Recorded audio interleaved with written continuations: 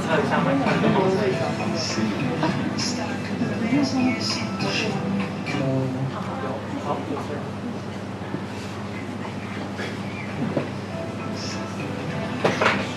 水吗？水。你要不要？我这边有没有？你自己买。这边还是这边其实不是，应该是你的吧？那杯是你的。好，等我一下。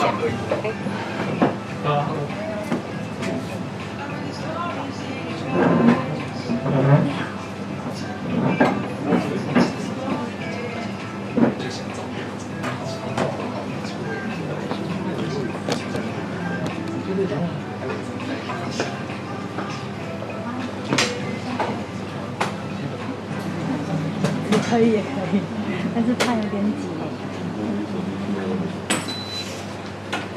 说唱。我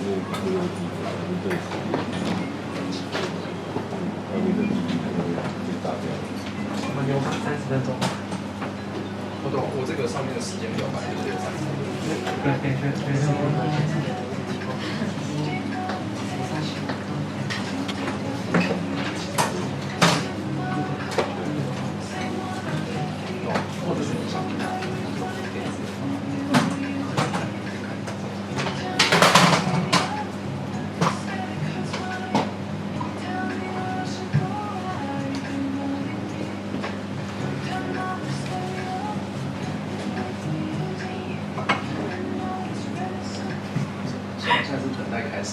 好，差不多。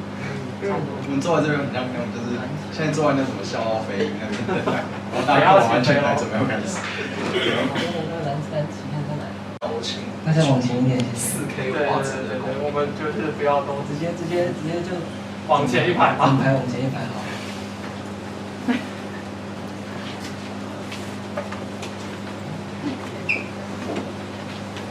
他配着今天穿柴哥兵啊，你有买柴哥兵行的衬衫吗？我没有了，我只有这一件。那我们活动的话就在等下10分开始，我们现在7分。好啊。我们要直接开始。我们可以先进行正式开始前的一些垃圾性聊天。可以啊，对，就是跟我上次一样，会进行一些聊天性活动。开心晚上今天见到大家，那大家应该跟我一样，就是第一次见到龚美本人。然后如果你有 follow 他 IG 的话，会稍微看到一些他的脸的照片。然后我刚看到本人就觉得，我靠，本人比照片还帅。先去修一下。IG 上图应该要修一下比较好。对啊，而且其实我本来以为你没有搞，但我发现你其实蛮高的。哦，垃圾性聊天。好像差不多190吧。没有180。你的书打篮球很厉害。180几而已。所以我们现在进行一些垃圾性。我们开始了吗？还没有正式开始，我们进行一些垃圾性聊天活动。就是我很好奇，你到底是几岁的时候去英国念书的？看的书里面我猜应该就是高3学测前吧。高2寒假的时候。对，而且我推测出你是1994年几月生？我们现在好像那种信用卡那个，对，我是业务，然后请他填资料。等下我们帮他算生辰八字。然后大家问上升星座是什么？你可以猜猜看。你是1994年。猜猜看。你说星座要进行一些猜星座活动，要问几个问题。如果你不知道要吃什么的话，你通常会选什么吃？我应该就看方圆100公尺以内有什么东西，我就选来吃。你觉得你自己是个捉摸不定的人吗？你们觉得我是捉摸不定的人吗？是啊。不是捉摸不定的人，请举手。觉得我是捉摸不定的人，请举手。到现在才第一次认识，不是看你 IG。对啊，应该看我 IG 就觉得我是一个很不捉摸不定的人。还不到1分钟。还有不到1分钟。好，那我直接猜牡羊座。不是哎。好。巨蟹座。Exactly。哇，好厉害哦！你是不是有先偷看我的那个资料？我已经灌过了。太日剧。免得等一下猜到15分。好 ，OK。没有，但是人家都说巨蟹座好像比较会待在家里，是不是？对星座没有研究。不相信。但是我就没有待在家里了。好，我们就可以开始正式今天晚上的活动，然后欢迎大家来到这边。那其实今天晚上主要是公民的那个新书分享会，所以主轴也会是介绍他跟介绍他的书。然后他这本书大家不管有没有看完，我觉得反正今天晚上就听他，主要听他讲话。我觉得大家应该可以收获很多，毕竟会坐在台下的人的年纪可能跟我差不多，或可能比我们小一点点。我25岁，他26岁。对，然后可能比我们小一点点，或小5、6岁之类的。那我觉得会坐在这边，基本上那个生活经历大概都会跟我差不多，就是很典型，从台湾体制教育长大的小孩，就是你考过，我们当时考的叫基测，你们现在考的应该可能叫会考，然后再考学测跟考职考一路上来的小孩，那就会是跟我一样。那所以我看到公民这种，就是在高中，然后就学测前就直接管他37、20，也直接出国去念书了，我都觉得哇靠，太帅了吧！然后现在回来坐在这边，所以有机会看到跟我们讲同样的语言，但是完全看到从18岁以后看到世界完全跟我们不一样的人，在这边跟我聊天。所以基本上我如果没有坐在这边讲话，我应该下去那边认真听他讲，听你一个人讲就好。好，反正我就从一开始的问题，就是我有准备一个小大纲，所以就是我是有小抄的概念。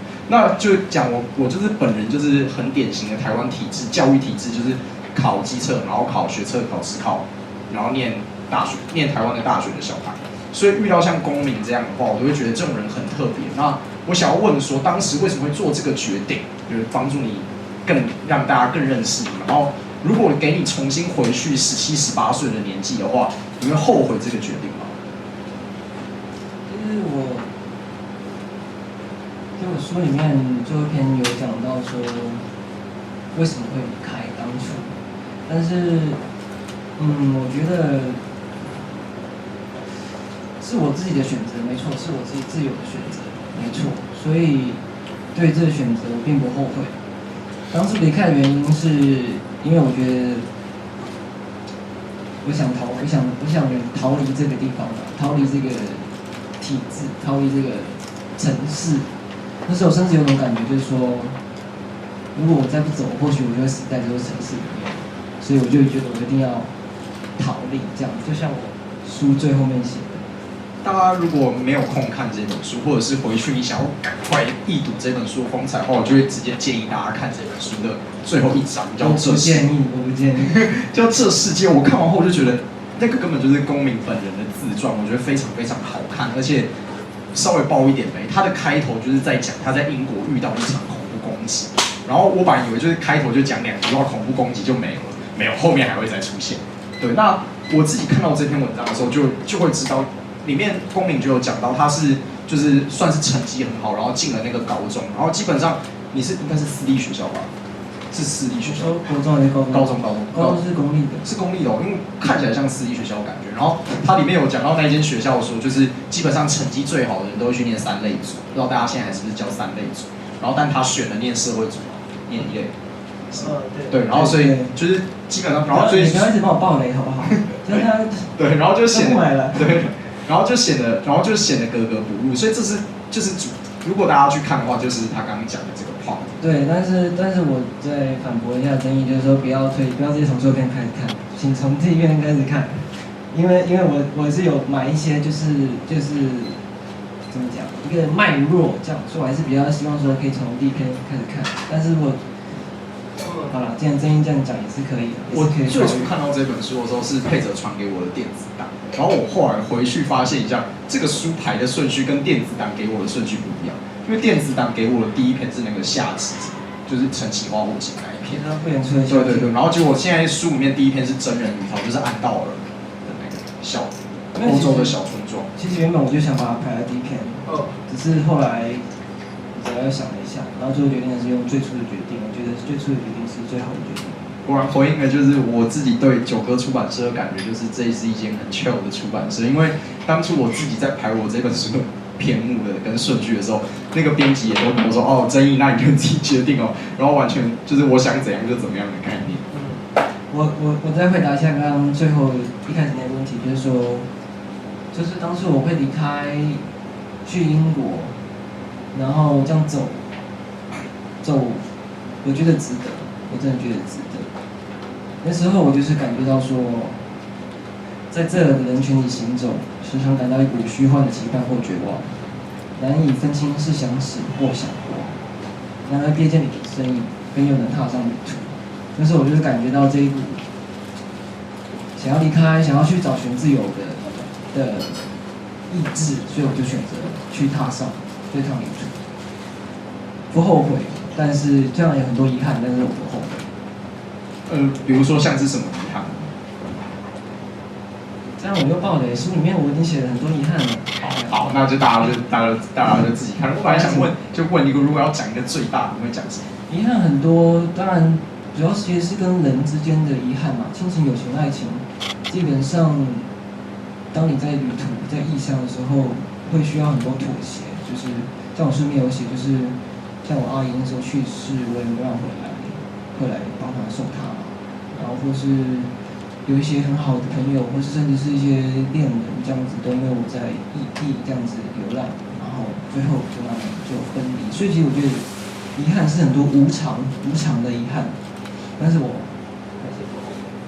好，那接下来我想要问的问题就是，毕竟这是一本文字创作书籍，但同时如果你知道公民在做什么的话，就是他现在在主修电影，然后曾经有去纽约跟波士顿念过跟戏剧有关的，所以有当过舞台剧演员，然后同时好像也有演 BBC 的影集，就8月会上映，可以推给大家。Netflix 看到吗？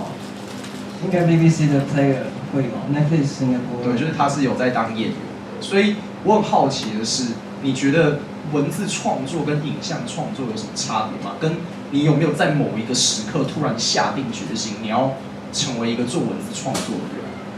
我先回答影像创作跟文字创作，我觉得这样创作的共同性就是他们都是对于时间跟空间的剪辑，就是你去剪出一段特别的时间，然后你在哪里，你把它写下来，或者把它拍下来，拍成电影。那我觉得他们共同的地方，那不太一样的地方就是文字其实是一个人的，尤其是写作，常常是一个人的工作。那电影是很多人一起做的，我觉得这是最大的差别。第二个问题是，那你有没有在某一个时间点突然下定决心要成为作家？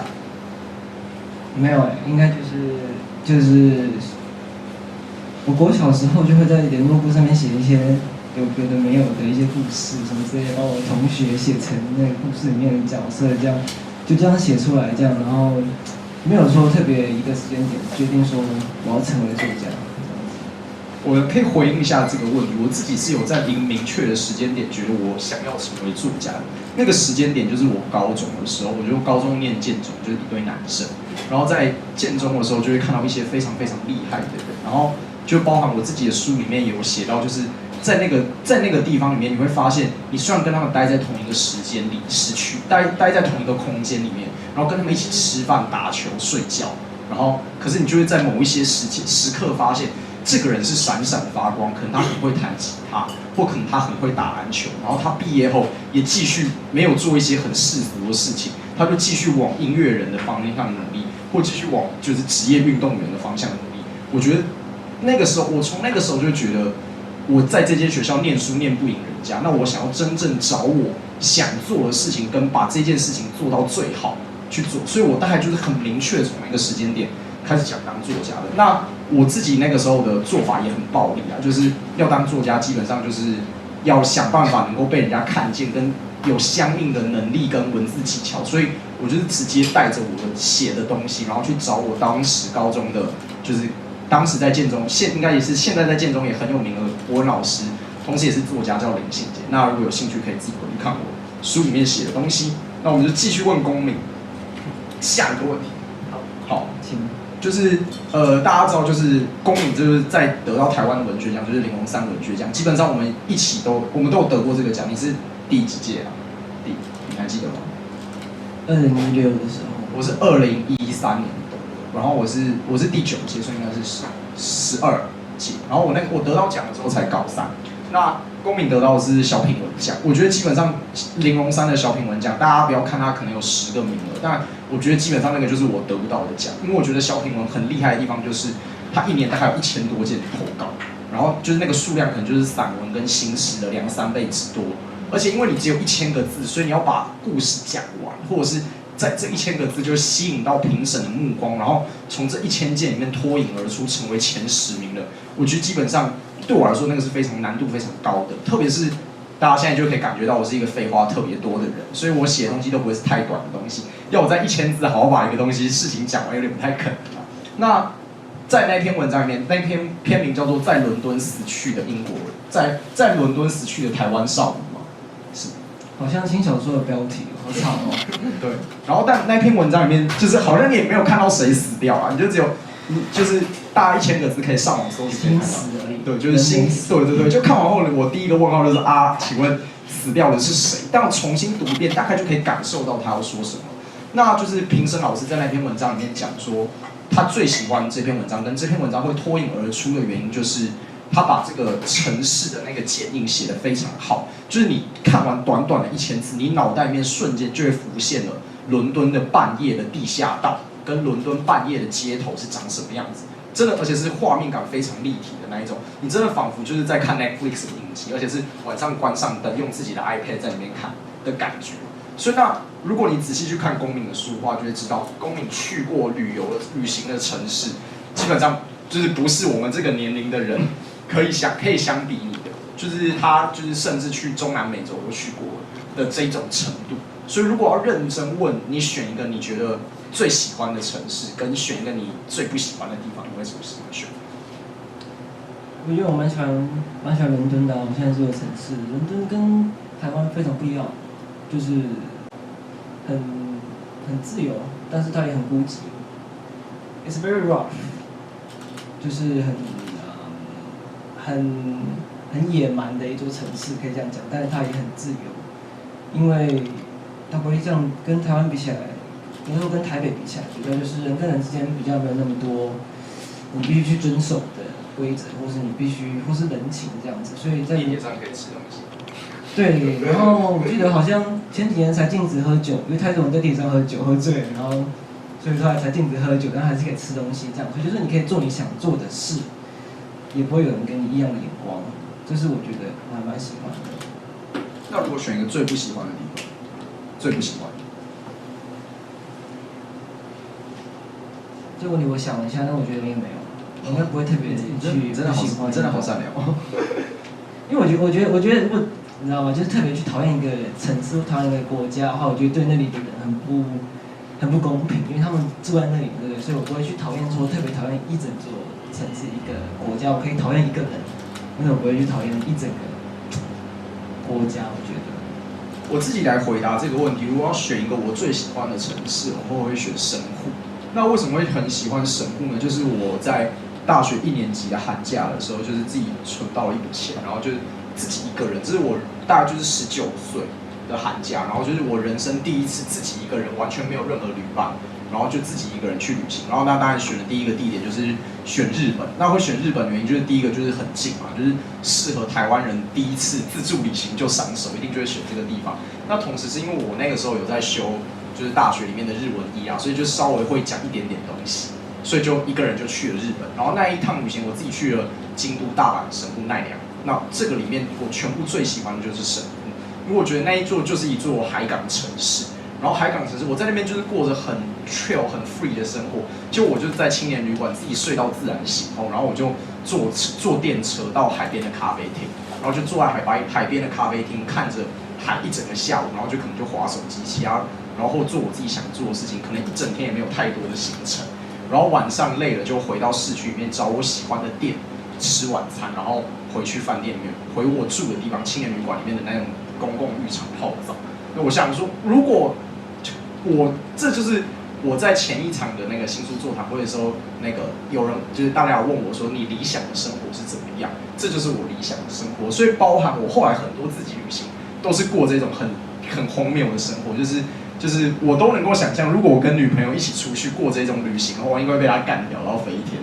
就是大家都一定会觉得你花那么多机票钱，然后去那边你就只是很悠哉的过生活。我感觉很好啊。因为我大概就是跟我一样，我看完这本书，我感觉就是这个人就是跟我一样 chill，就是会到任何地方，然后就是可以随遇而安的，然后而且是反而不会想要过一些观光客的行程。我很喜欢的就是融入当地人的生活。因为我觉得观光跟旅行也不一样嘛，观光就是你去遵循一套行程，旅行是你自己决定你想要做什么。我觉得说大家去玩的时候，既然都是去玩的嘛，所以当然是做自己想做的事，对不对？如果还要去跟那个行程的话，就太麻烦了，对不对？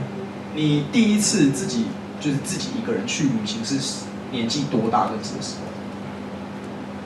其实自己去旅行的就是出国的话，就17岁那时候去伦敦嘛，那个是去念书，出辞是吧？那我觉得就是一种，就是对，就是一个人大出游。那之后就是我高中毕业之后在台湾勉强毕业，因为那时候差点被当，已经被当。哦，你有毕业？我以为你在台湾，后来就没有回台湾念高中。再认真读一下。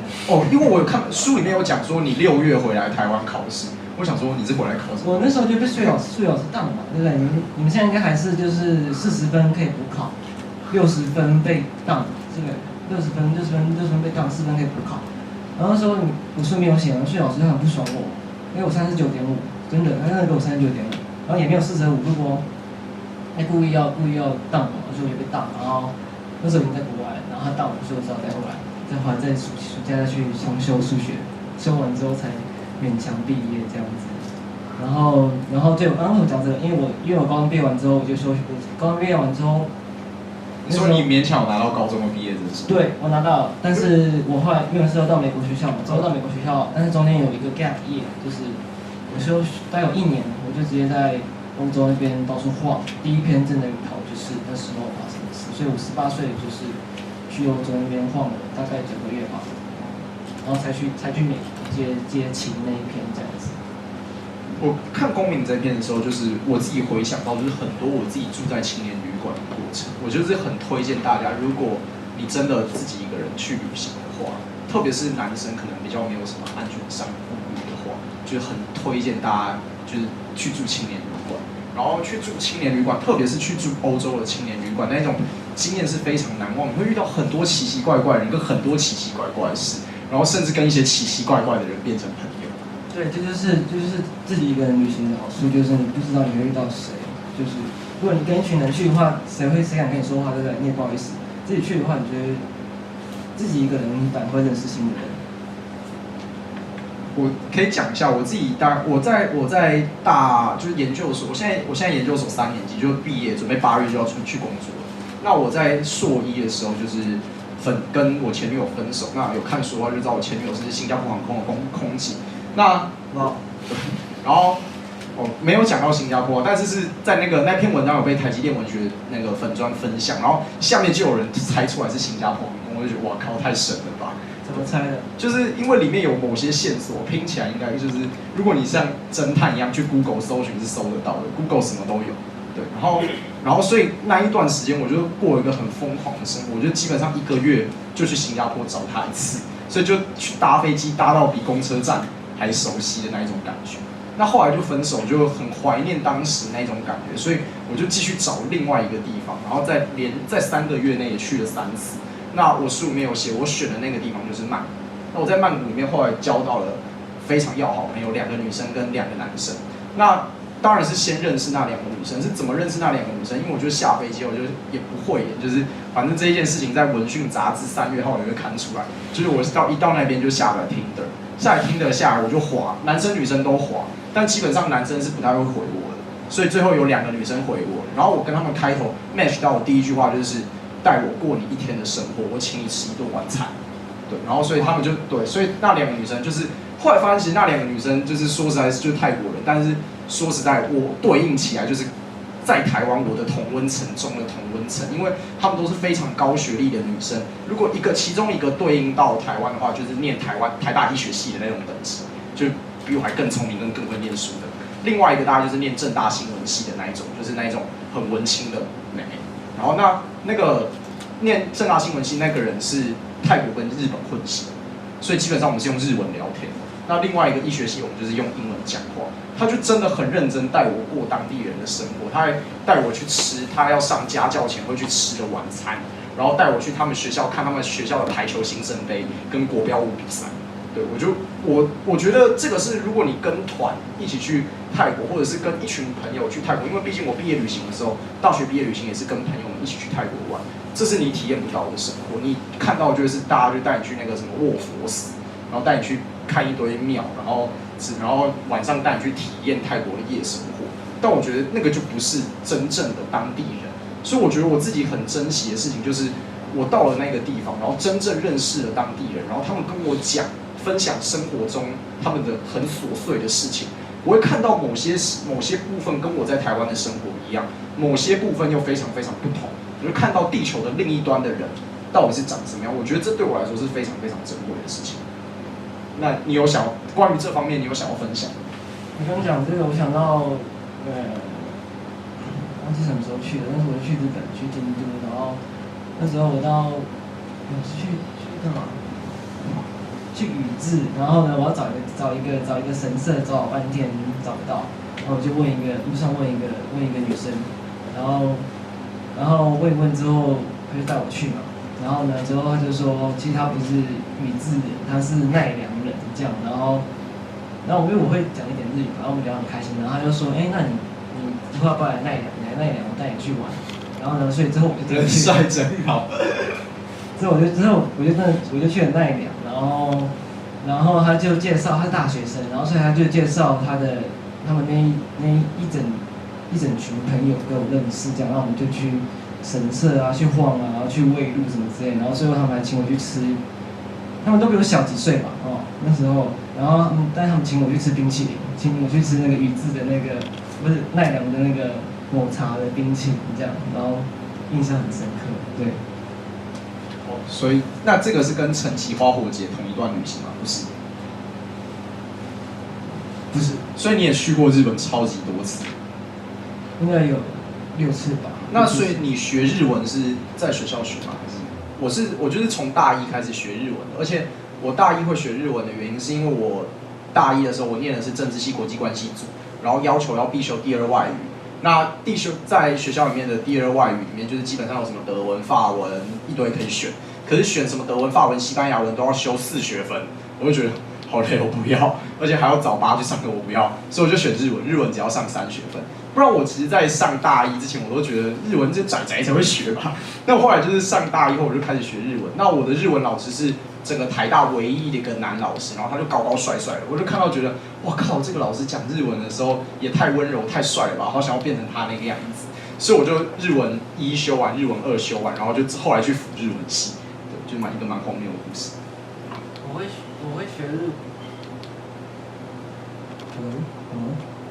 我会学日文是因为我在大学学电影嘛，然后那时候一开始我对日本文化也不了解，然后我修了日本电影课，是英国人教的，但是看完之后就看了黑泽明、小津义之、欧之，忘记他的名字。小津安二了。对，然后宫崎骏，我觉得他们的电影都很有一个特色，所以我对日本文化产生兴趣之后，我就选了学校日语课，然后才会有跟日本的这一段渊源。还有书里面有2、3篇都是在写日本。我很好奇你修电影系，那你有负责主修什么吗？像是有些人是主修编剧，或什么主修导演，还是你们学校没有？导演。好，那期待你未来的作品。因为我高中的时候最想要念的就是跟电影有关的东西。我在给公民的访纲没有想到，我大学的时候那个时候其实想要念的第一志愿是政大传播学院，但后来好像听很多政大传播学院的人说，就是念政大传播学院基本上也不会当导演嘛，就是毕竟台湾就是有很多艺术科系的受到艺术科系它本身的限制或者是局限吧，所以就是能去国外念艺术这件事情对我来说是非常酷而且非常勇敢的选择，就是我17、18岁想要做的选择，但却没有勇气去承担的风险。所以我看到公民的时候，本身就看到他的时候，我就觉得哇，是那种就是像那种梦想已经正在路上的那种成真的概念。那你有还想再拍电影吗？我觉得基本上这个对我来说变得比较遥远了吧。因为我现在就是念法律系嘛，然后我就会去做跟法律有关工作。我觉得我将来可能跟电影有关的东西，就是顶多就是开律师事务所赚很多钱当投资人吧。你可以通知我。好，线上先留下联络方式。线上捐款，我们等下留联络方式。好，那我们结束第一个 part， 就是大概了解公民跟他本身的创作之路。那我接下来问一些跟书，就是开始介绍这本书有关的问题啊。那首先要从书名开始讲，就是我自己很喜欢，就是包含李晴龙老师也有在序文里面讲到，这本书出现最多的用词跟意象就是裂痕。我自己内心大概有一个解答了，知道为什么这本书要叫那个在世界裂痕处等你。那你可以自己讲一下你为什么会取这个书名吗？这书名应该是你自己想的吗？我比较想先听你的答案是什么。我自己的答案就是，我觉得那个就是一种很幽微的情绪。我觉得我自己在国中、高中的时候也有这种感觉，特别是高中可能比较还好，因为高中就是一面男校，一群男生就很低能，男生就是只要能够一起打篮球，都会是好朋友，就不会分你我。可是在国中的时候，那种感觉很强烈。我觉得我很喜欢这世界的原因，就是因为我看到这世界的感觉就是，虽然你从18岁以后，你的人生跟我完全不一样，可是你在18岁以前的人生跟我大部分是雷同的。在这世界里面讲到一件可能应该不太算暴雷的事情啊。他说你们班上有一个老师很喜欢为班上每一个人取绰号，但是只有叫他公民，就是他是在老师的嘴巴里面他是没有绰号的。这件事情看起来没有什么特别，但就很明显你在内心在14、15岁那样的年纪。还是高中啊？没有是高中，是高中。你会感受到一件事情，就是你跟你的同学是不同世界的人，就是他们是一大群人，可是你就是独立在他们之外。你感觉没有跟他们很不好，可是你总会在某一些时刻发现，其实我不属于他们。这本书其实星星灿烂的时候的主要的那一篇就是在讲这件事情。我内心都在想一件事情，国中的时候我都在想。如果现在要发一张纸条下去给全班每一个人，然后叫每一个人写上你心目中最好的朋友，因为是最，所以不是之一哦，所以你只能写一个名字。那整个班上里面不会有人写我，因为我就会是可能可以被割舍掉的那一个人。我会写你，感人，可惜不是我高中同学。对，所以这个我觉得，对我看到这一件，虽然那一段叙述只有一小段，可能就是2、3行、3、5行。但我看到内心非常震惊，就觉得每个台湾小孩可能在那种追求成绩的那种台湾，毕竟就是很重视成绩是单一价值的地方，然后很少被照顾到内心需求的时候，内心可能都有一小块阴影。那这一小块阴影，长期的都没有人去填补它，或没有人去告诉他说你是值得被爱的，你是值得被人家在乎的。那这个东西就会默默的形成裂痕，然后你就会觉得。我跟这个世界好像格格不入，我不属于这个世界。我想要去找一个属于我的地方，可是却一直找不到。这是我对裂痕的想法跟解释。好，我觉得你的解释很棒，我觉得确实。作者本人认可了。但是说到裂痕，对，这确实是我书中一个常常被提起的意象。我觉得世界的裂痕，我会觉得说，以我看来，我会觉得说比较不像是说我先讲，因为每个人心中都有裂痕，我相信，所以每个人裂痕都不一样，所以我现在讲的东西不见得是正确答案。其实这本书是我写的，但是每个人都有每个人的解读方法，所以我的裂痕不见得是大家的裂痕，我的也是一个观点而已。所以我觉得我的观点跟你比较不一样，就是说，我觉得不会是我跟世界的裂痕，就是不是我跟世界这中间的裂痕这样，反而是说，比较像是一个。假如说这个是世界好了，我站在这里，裂痕在这边，然后所以我是站在裂痕旁边徘徊，就像我在前面讲的，对，徘徊在裂痕处的人，所以其实我是在裂痕徘徊。那这道裂痕，从我们刚刚讲到那个学校体制开始讲起好了。学校体制里面的确也是在我心中产生一道裂痕。刚刚提到那位老师，就是其实，主要不是就是。后面我写到更怎么讲？要自己爆雷吗？就是那个老师后来做了一件事情，你自己爆啊！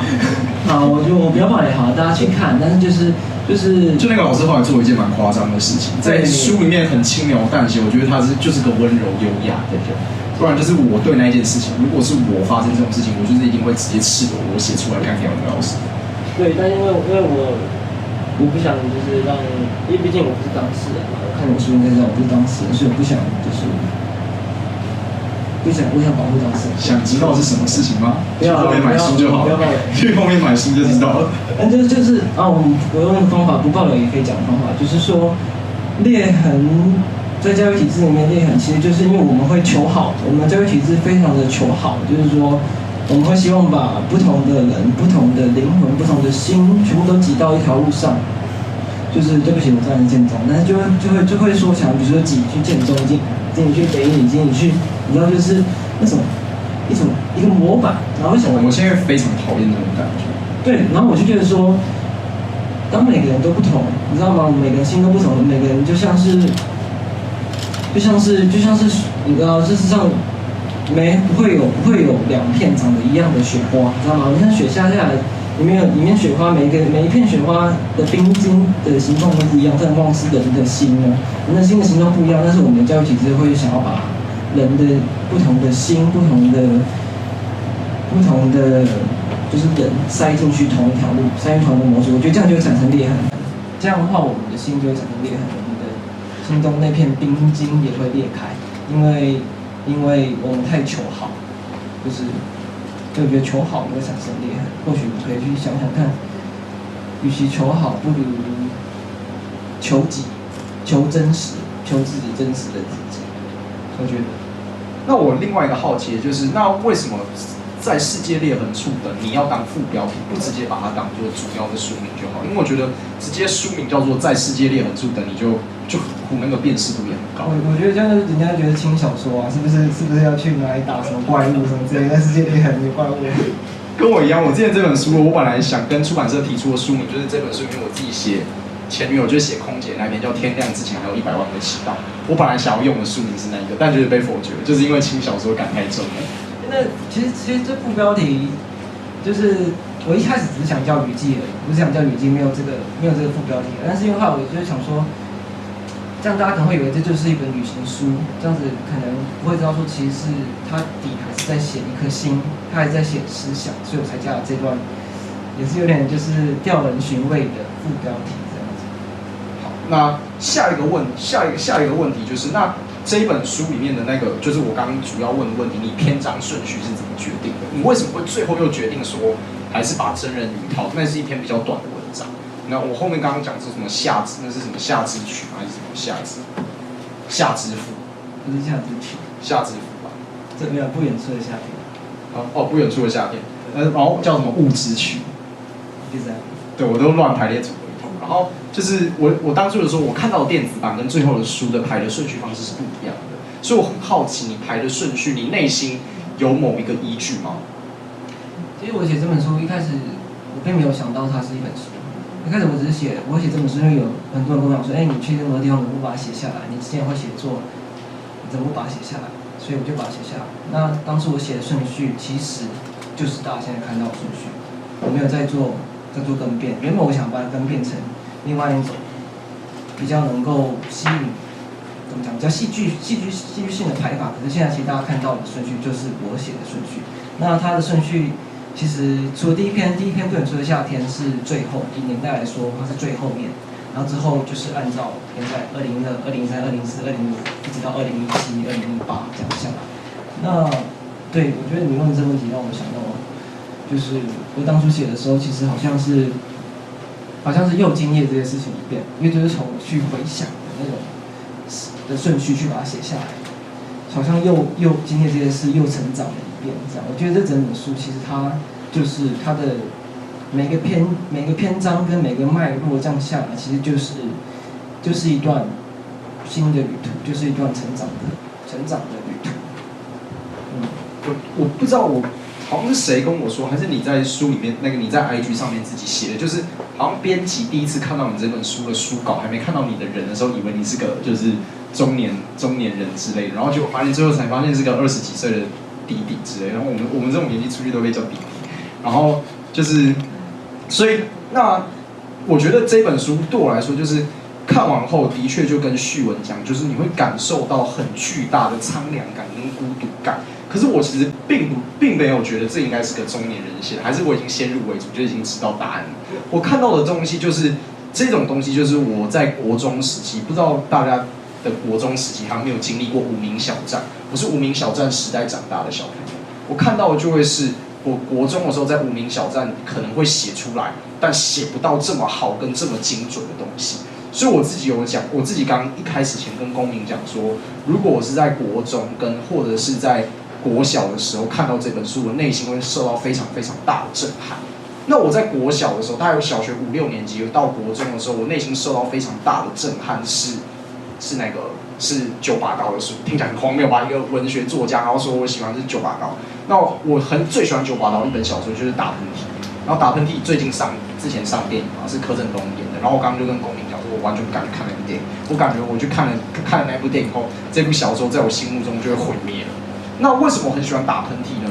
《打喷嚏》这部电影其实就是它的剧情是一个超现实的，很像 Marvel 的那一种小说。它就是在讲一个在孤儿院长大的小男生，从小被孤儿院的姐姐照顾，然后结果长大后，然后结果就发现有那种邪恶的外面的力量要来把这个世界毁灭了，所以他决定挺身而出，变成超强的拳击手，来拯救这个世界，跟拯救从小到大带他长大，然后保护他的那个姐姐。那在最后面这个小男生就长大成为拳击手，在跟那个大恶魔决斗的时候，九把刀用一个非常非常厉害的电影分镜手法，就是那一种一句话就只有一段，或者是一整面就只有2句话，然后你看起来就会是那种画面感很强烈。他就讲到他把手用力挥出去，然后下一页就只有哐啷，在下一页就只有哐啷，所以就是看2页，然后就听到2个声音，但是你觉得那个画面感是非常强烈的。这个基本上对我的写作到现在都会有非常非常多的印象深刻。就是有些人问我说，散文的到底，我觉得一些好的那些文字表达技巧是什么？我觉得就是能够掌握的快跟掌握慢，能够把画面描述的很精准，但在不重要的细节又能够很精准的带过。我觉得我很喜欢《旅记》的最后一篇的原因，就是因为它充满了这个效果。所以我刚一开始的时候也有问公民，就是你仔细去看《旅记》这本书，它在前面的篇章里面，段跟段之间是没有空行的。可是，在《旅记》里面有很多段跟段之间是有空行的，但有些地方又没有。我刚问了他的原因，他说这是一个电影效果、电影画面，你可以跟大家讲解这个部分吗？或者是你有想要分享的部分？就像我刚刚说的，电影跟文学的共同处就是，他们都是对于时间跟空间的剪辑。那剪辑方法也很多，比如说，有时候你可能想要写1年之后，你可能就会直接写1年后，然后就给你跳1年后，这是一种剪辑方法。或是你也可以自然一点去写，你可以去描述时间的流逝。讲到我就是喜欢描述时间的流逝的这一种。我喜欢用，比如说可能1年之后的话，我可能就会写一写，可能突然写说，这边有一棵树，然后它随着天气慢慢变冷，可能华氏40度、30度之后呢，它的叶子变得红色的，这样，然后再结尾原本的剧情，就是我会喜欢用这种，就1年就过去了，我会喜欢用这种剪辑的方法去写。那最后一篇，其实你说到为什么会有这种，有时候会有空行，有时候没有空行，其实我也是想用这来做一个时间流逝的特殊的写法。我刚想到我想的东西，好，你可以慢慢想，我再跟大家补充一个，我觉得这本书另外一个我很喜欢的地方。我想到，好，你先讲。这是刚刚讲的，那是比较严肃的原因啊。那第二个原因就是，其实这本书，我觉得它真的，很多人问我说，它到底在写什么？它到底是在写旅行吗？还是在写文学吗？还是在写小说吗？我觉得真的很难回答，因为它真的是一本跨越界限的书。像比如散文，它到底散文还是小说这样子，但是它就是跨越那界限的书。所以我觉得最终我会想要回答说，其实它就是一本写心的书，它就是写心的书。那最后一篇为什么会有时候有空行，或是没空行？然后就有人问我说：“你这本书为什么3节号是3点，不是6点这样之类的？”有这件事情我没发现，我只有发现有些地方有句点，有些地方没有。你这样不行哦！我是得奖作家，还不知道那个6点。我就是国很烂，我国文学测就是没有考超爆干烂，因为我就是不愿意念任何国学常识。那难怪你会喜欢我这本书，因为我这本书，我刚才没讲我的 punch line， 我的结尾就是说。最后面为什么我会有时候这样搞来搞去，一下子有空行没空行？是因为就是我爽而已。我觉得这样很酷。就是因为我觉得写到那里，我觉得我的心想要停顿1秒，我就给它空一行。那我觉得写到这里，我觉得时间流逝的比上一句还长，我就给它空2行。这其实就是一种新的写法，我觉得就是很电影人会讲出来的话，而且我觉得在书里面可以感受到公民是电影人的另外一个点，就是他的剪接是非常非常频繁的，就是很容易这个画面才3句话，马上就跳另外一个画面，就是你刚刚还在波兰，现在马上下1秒钟就在跟我说你在中南美洲的海岸冲浪的这个画面，但是我是能够很顺利的融入这个画面，而且不会觉得很突兀的。我自己觉得这是非常非常厉害的地方，因为基本上我从大学就开始在一直反复练习写作，一直都在写这件事情。那我自己就是不敢用很疯狂或者是很跳跃式的剪辑手法的人，所以我觉得你做到这件事情是非常非常非常厉害，就是你对画面的感觉跟对画面或者是对人物场景的移动啊，是那种训练过来，是有受过正统训练的人。你是说什么样的这种训练？你说文学的电影啊？哦，对，但是我会觉得说我的文字的剪辑方法跟电影还是有比较怎么讲？因为电影很会注重一种画面，电影其实是蛮注重画面的嘛，就是它呈现出来是一个画面。然后其实大家去看电影的时候，有时候荧幕这样出来，你根本来不及看出这个画面上有什么东西，只看到中间主角在对话，你不知道后面有什么东西。但其实他们都安排的非常的详尽，因为它就是以一个摄影机去拍一个世界，世界到处都充满了细节，这样，所以即使你没看到，它还在那里。但是，然后有些文字也会给我这样的感觉，就是他会很想去营造一种画面感，就是为了想要营造一个比较详尽的画面。但是我会比较，比如说好了，我写一个对白的话，我不会想说像电影一样先去安排好说，他们应该要在哪一段讲出哪一句话，比如说 I'm gonna kill you 还是什么 I'll find you something， 就是说我一定就是那种很 dramatic 很戏剧性的那种台词，他为了要去讲出那句话，所以他安排东西，比如说拍电影有一个名言，就是说只要在电影里面出现一把枪，那他在这部电影里面一定会被激发，因为它是目的性的出现，就是有枪一定会开枪这样。这是一个电影，就电影其实是一个比较因果关系比较明显的这样子，他会为了要开枪杀人，所以去创造一把枪。可是我不会写对白的时候，我喜欢就是让那2个人出现在那里，然后他们自己，让他们那2个人角色在我心里面活起来，让他们自己去对话，看他们他会怎么样回答这句话，他会怎么样子去表达自己的感受，我会让他们活起来，而不是说去描述一个比较静态的画面这样子。这个也是我很喜欢的地方，就是我很喜欢那种生活感很强烈的作品，就是没有要刻意造作，或者是刻意表达些什么事情，它就是呈现生活某一个面向给你看。所以那我觉得《公民》这本书看完后，基本上我就知道这都是他自己的故事吧。那我自己很好奇，是你对这本书，你觉得你的定位到底是散文还是小说，还是你觉得反正你就是写爽的，我也没有在管这件事情，因为毕竟我自己写这本书也是，就是大家都会说，就是毕竟定位在散文这本书里面的南十字星，就是最后倒数第2篇是有被收在9歌108年度散文选的。那个时候9歌的那个总编辑苏芳姐有跟我说，其实同时小说选跟散文选都选了这篇文章。那他们最后怎么决定收在散文选而不是收在小说选呢？因为他们回去看了这篇文章的刊出地点，就是《自由时报》副刊，然后《自由时报》副刊后面刮胡写的散文，所以他们就收在散文选。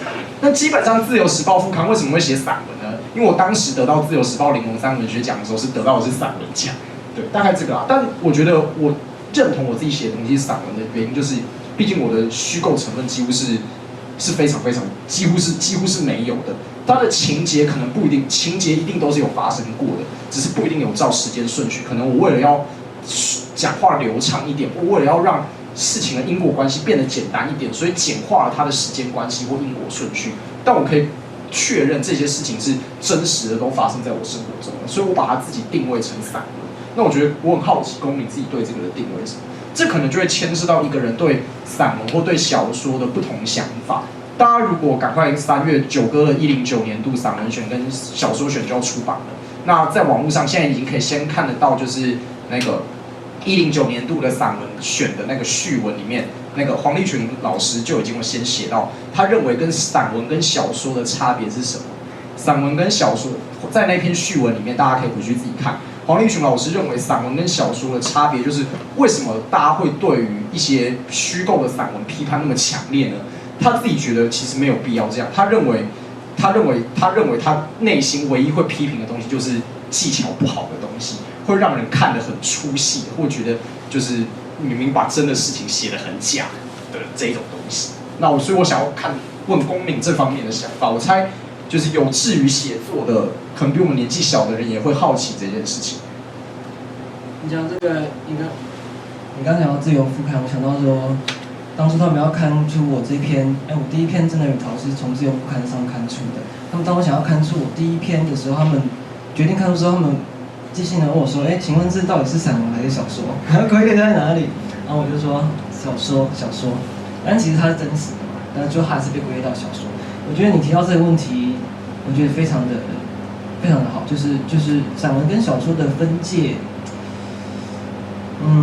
因为其实散文这个词在英文里面其实找不到一个对应的词，是 essay 吗？还是 prose？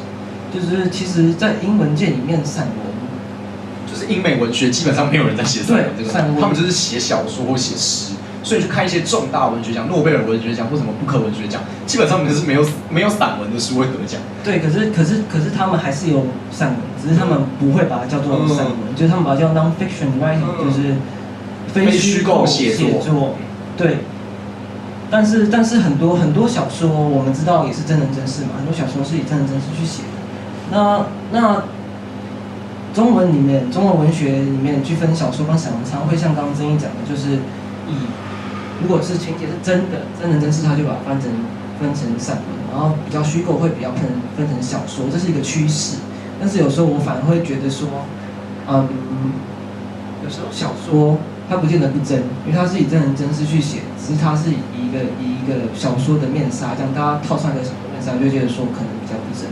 那反而散文的话，因为大家会有一个预设立场，就是说散文写的会是真的，但其实有时候只要是创作，任何形式的创作，文学或是电影，都是对于过去的追忆，就是已经过去了。除非你在当下发生，就在一边写一边发生这样，不然的话都是对于过去的回想。那当人去回想过去的时候，就会掺杂，无可避免会掺杂自己的主观的意见进去。所以这主观意见在散文里面也会出现。可是当我们又把散文说它一定是真的，一定是客观的话，那这样就会产生一个矛盾，就会像刚刚曾毅讲到说，这到底是真的还是假的？为什么你要去写一个不是真的散文呢？我反而会觉得说，其实不需要去对我而言，我会觉得说这本书它到底是散文还是小说？我觉得它是一个跨越这两个界限，我尝试去跨越这两个界限的一部作品，这样子。那我到底是以怎么样主观客观的方法去写呢？其实我会觉得说，因为我知道我自己回忆我未必能够完全还原当下，所以我会去想要去揭露出我是主观的这一件事。我写的时候，我写说这是我想的，这是我眼中看出来的世界，而不一定是说它就是对的，它就是真的。但是它是我对于当时的真实的追忆。所以我想要用最后一句话，最后书中没好好有一段，忘记哪一段，但是它很靠近后面，我想跟大家讲，就是说我觉得看这本书就是与其相信他眼中的世界，我眼中的世界，与其去追寻这种文字里面的世界，其实透过自己的双眼去看这个世界，真实的去追寻，也是一个不错的选择。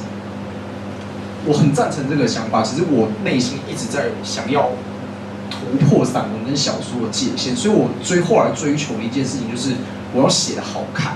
那刚刚公民有讲到，就是他觉得他自己很诚实的讲说，他对很多过去的事情的追忆，然后写成书后是很主观的，是很私人的，就是不一定完全跟客观事实相符，可能是有经过自己主观的诠释啊，或主观的某一些解释或主观的剪接成分在里面。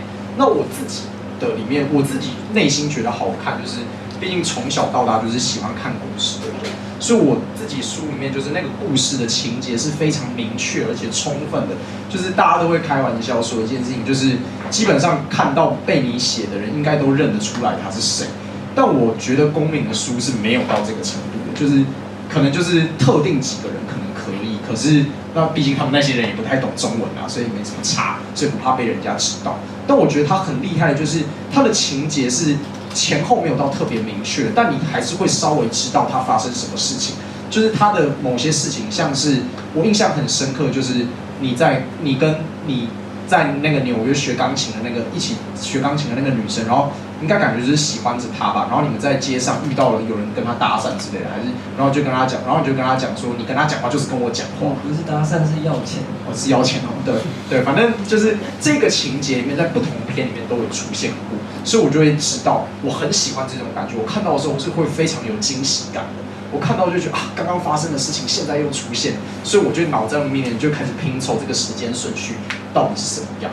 我很喜欢这样的惊喜感，这个是你刻意的吗？还是就是你就是很顺的把反正写下来过去的事情也再重提一次，所以就嵌入到新的篇章里面。像你刚刚讲那两段，就是出现在那个又出现一次说我跟那个韩国女生的事。那两段其实问我说，为什么是韩国？他书没有明确写是韩国吗？有韩国有啦，有。回去再看3遍。好。是韩国女生，那时候我跟一个韩国女生教我钢琴的一个韩国女生，走在纽约的街上，然后有一个人跑过来，就是他应该流浪汉跑过来跟我朋友要钱嘛，这种事在美国常发生，在欧美国家常会发生。那一般来说，其实我们就在国外住久了，你就会知道说，就是如果你没钱的话，你就说 sorry， 然后你就走过去就好，不要理他。但是我发现说很多台湾或是亚洲人会不好意思，大家会不好意思，就是被他拦住，他就会直接站在你前面。然后呢，你要是如果不敢从旁边走过去的话，你就会不好意思，然后你又不想你可能又不想给他钱，但是你又不想被他强迫这样子。那时候就发生了，然后他站在我那个韩国朋友面前，他就不走，然后我就我就那时候我怎么样我忘记了，我在书面先聊。但是那时候我就是意思就是示意我那个朋友赶快走，这样不要理他就好。然后呢，我忘记我对那个人讲什么，那个人就吼我，因为他是在我在旁边，他就吼我说 I'm talking to her not you。然后呢，我就吼他回去，比如说 talking to her is talking to me 这样子。然后这段事情发生在我书里面2个篇章，我把它都写下来。可是有人就问我说，你怎么这种我一个字都没改，就一模一样的。我没发现，回去再看3遍。就是我一模一样的一个段落，我书里面出现2次，我就说，你这样偷工减料，你同一段都没有改字的，可以这样出现这样子。我就说，其实我对当时的追忆的回想就是这样，所以我也不会想说再去给他再加油添醋这样子，所以我就会用一样的段落再去把它 brought， 再把它再带出来一次这样子。而且其实我书写这个过程，其实是我会觉得说是蛮自然的，因为我书写的过程中，我没有特别去想说，这段我应该把哪一段再带出来，营造出一个戏剧效果，而是说我写到那里的时候，我想到这件事，我又把它再写下来。当然最后我还会再去修饰，或者整体再去看一遍，所以再去把它让它修下来。但是我整体书写过程其实是比较自然的书写过程。你在书里面可能就是太多国籍的女生在这个里面了，可能就有很多一堆角色，然后所以就是我想要问的问题就是，那有没有什么事情是你刻意回避掉的，就是不想写或者是不敢去碰触的问题？还是你觉得你这本书很诚实，基本上什么有的没的全部都给他管他的，都写出来了？我觉得没有人可以完全诚实啊，所以一定会有隐瞒的事情。但是我回避掉的事情就是，因为其实最后一篇嘛，我有揭露一些事情，那我也不剧透，但是我为了要保护当事人，所以我有把一些地方把它隐瞒起来这样子。但是它其实有关于我的都是真的。那关于一些比较怎么讲，真实，那要真实。就是为了保护当事人，我有更改一些东西这样子。因为我后来想法就是如果这个事情是我自己发生，而且就是发生在我身上的话，那我就尽量诚实，尽量跟大家讲没有关系，反正是经过我评估，我觉得可以讲出来的事情。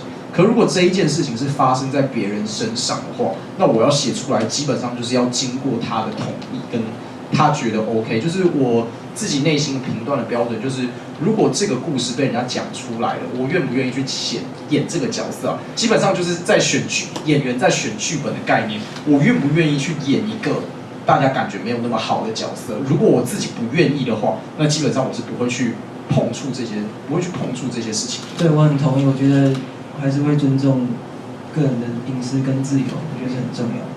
那另外我还想要问，就是这本书里面另外我一个很喜欢的地方，就是它穿插了很多对话，就是基本上就是你在长大的过程中，或者是在世界各地遇到各种人，基本上你要跟一个人交心或认识他的唯一的方式就是要讲话嘛，不讲话难道就是没有基本上没有其他沟通方式，所以就穿插了很多人的跟他的对话，这个基本上是我很想要写的其中一个主题，就是但这本书第一本书里面就是有点失败了，没有办法写这个东西。我想要写的东西就是，我认识了一个韩国男生，然后那个韩国男生基本上是我大学同学的男朋友，然后我后来跟那个男生变得非常要好，然后那个男生在去年跨年的时候，就还可以来台湾的时候，他有来台湾找我同学，但因为我同学白天要上班，所以那个男生呢就托管给我，我就一整天带着那个男生到处跑，所以我们两个就从我之前去韩国的时候就跟那个男生变成非常要好的朋友，那我们两个人之间聊了非常非常多的事情。他在韩国当软体工程师，然后他现在就才工作2年就辞职自己创业，然后想要做跟电影剪接有关的软体，就帮电影公司开发东西。然后我就跟他聊韩国的男生的当兵的生活，聊韩国的小孩是怎么长大的，跟爸爸妈妈怎么相处，家庭关系到底是怎么样，韩国的民主到底是什么，韩国的政治到底是什么，韩国人到底为什么都用 KakaoTalk 不用 Line 呢？韩国人都为什么搭的是 Kakao Uber？或为什么在韩国的 Uber 到底有些什么问题？我们都聊这些很深度的内容。那基本上我在泰国跟那些泰国女生讲话也差不多，像比如说那个医生，我们就很认真，他跟我讲泰国的健保制度到底是什么样子，然后跟我讲说泰国的医生薪水跟台湾一样，可是泰国的基本工资每个小时大概只有40块台币，所以他们的贫富差距是比我们更严重的。所以他就很认真的回头来跟我讲说，他觉得他是阶级复制下的一个胜利者，因为他爸爸妈妈也都是医生，然后所以他就理成章念医学系，然后就在泰国生活的金字塔尖端。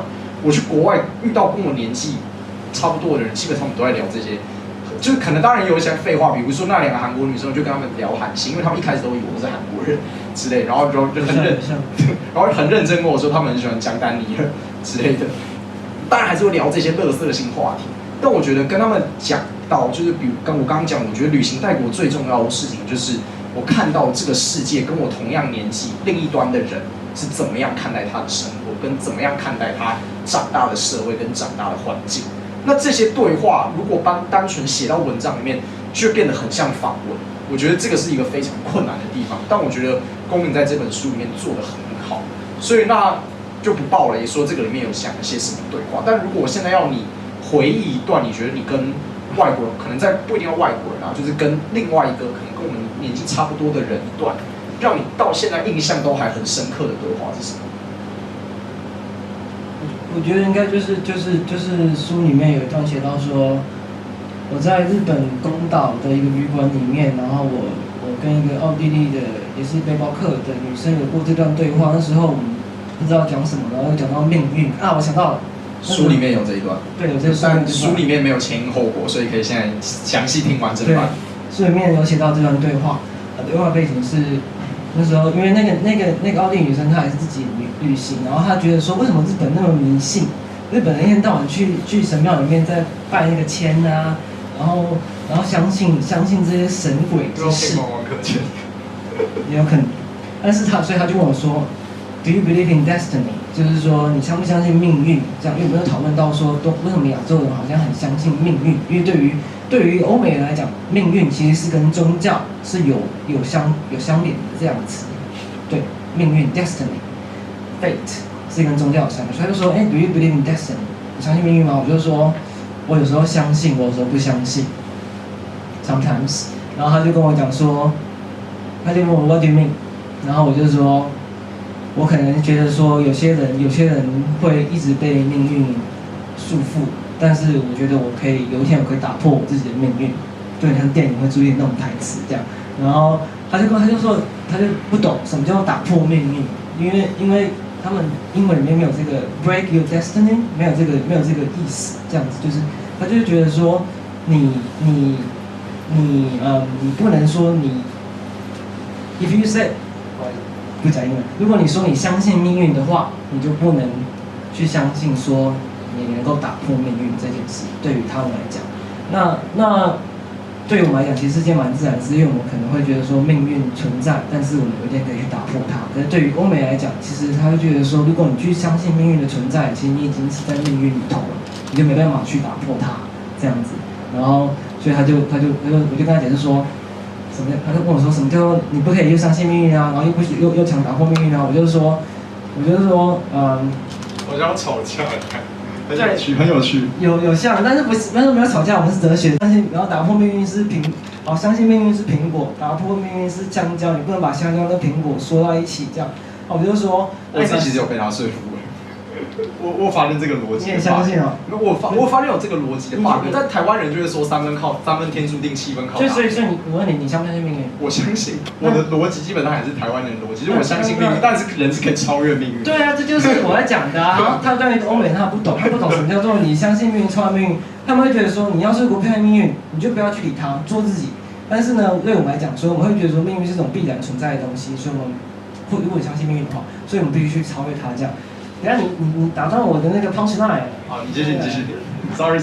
他们说你这个香蕉跟苹果，你怎么可以把香蕉跟苹果说成是同一种东西呢？我就说，那你就一半香蕉一半苹果，你可以去培育出香蕉苹果，苹果香蕉，这样就好啦。然后对，这就是我们那时候的对话这样子，印象很深刻。那我好奇这个对话后来怎么结束？还就是像是所有哲学思辨一样，就是在某一个时间点不了了之？没有，这不了了之，但是我们继续聊。对，我们继续聊。那你们现在你跟那些人，他们现在都还有联络吗？就是那些萍水相逢的，就是偶然有些书里面你有写说，就是再也没见到他们了。但有些没有讲的，就是或者是甚至包含是以前的恋人，是现在在现实生活还有联络的。我联络并不一定是真的有传讯息的那种，就是还有留着联络方式，就还是会当有脸书保持的很有关系的那种就算了。等一下，我想先打断一下，我想请问一下现场大家，相信命运的人可以举手一下吗？我想知道，对吧？那不相信命运的人可以举手一下吗 ？OK， 好，那没有举手是喜欢香蕉还是喜欢苹果？我只很好奇而已。好，那我回答你的问题。抱歉，有啊，有一些。当然会有，就是可能香蕉比较不是那个香蕉，认识比较深刻的人就会联络，但很多就是没有联络这样。但是，尤其就是背包生活，背包客户到去背包群就会知道，你在有时候会遇到你会在很短暂时间一起经历很多。像比如说我书里面有提到有一段，我去南美洲波多黎各的时候遇到一群芬兰的冲浪客。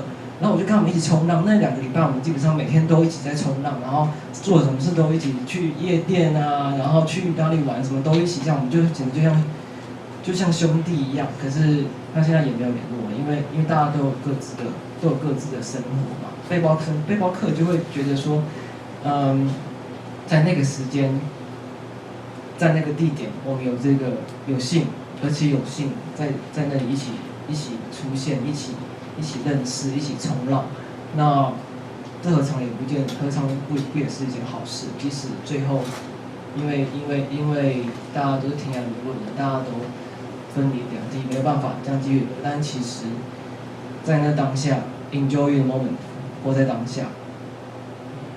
那关于这本书，你还有其他想要跟大家分享的东西吗？不然我们这个 part 就要结束，就要进下一个最后大灾问，随便乱问你的 part， 就进入聊天模式。看分享。对，就是特别想要跟大家、跟你的读者讲跟这本书有关的东西。那你现在没想到也没关系，我们等一下最后再来给你讲。也可以啊。好。那我下一个想要问的问题就是，毕竟都叫旅记的嘛。那我想要问的是说，你是一个会在旅行过程中就是随时有写下东西习惯的人吗？还是你是这些东西都是你回到就是旅行结束后回到原本生活的地方，再从头整理，然后从头写下来？我都是就是这里面每一篇其实都有我日记里面的成分，就是当我去旅行的时候会稍微很快记下一些东西，这样类似日记。那这里面每一篇都有我当时日记的字句，然后我一字都没改的把它加进去里面。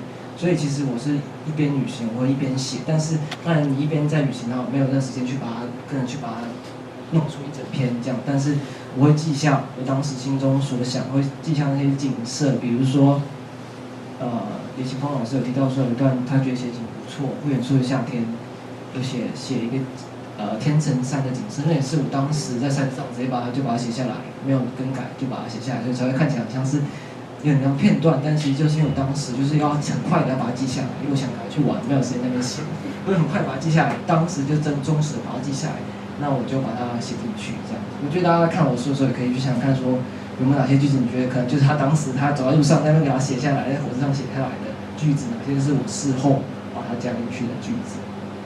那我觉得我自己啦，如果要为这本书做下用几个形容词来形容这本书的话，我会觉得这本书其实不是在旅行，只是其中某一个成分，可以说占了大部分的成分嘛。但我觉得这本书真正要核心要讨论的是什么是真的自由，跟什么是孤单，跟人要怎么面对这个人怎么样拥有这个自由，跟人在拥有自由的时候，可能同时又会很孤单，怎么样面对这一份孤单啊？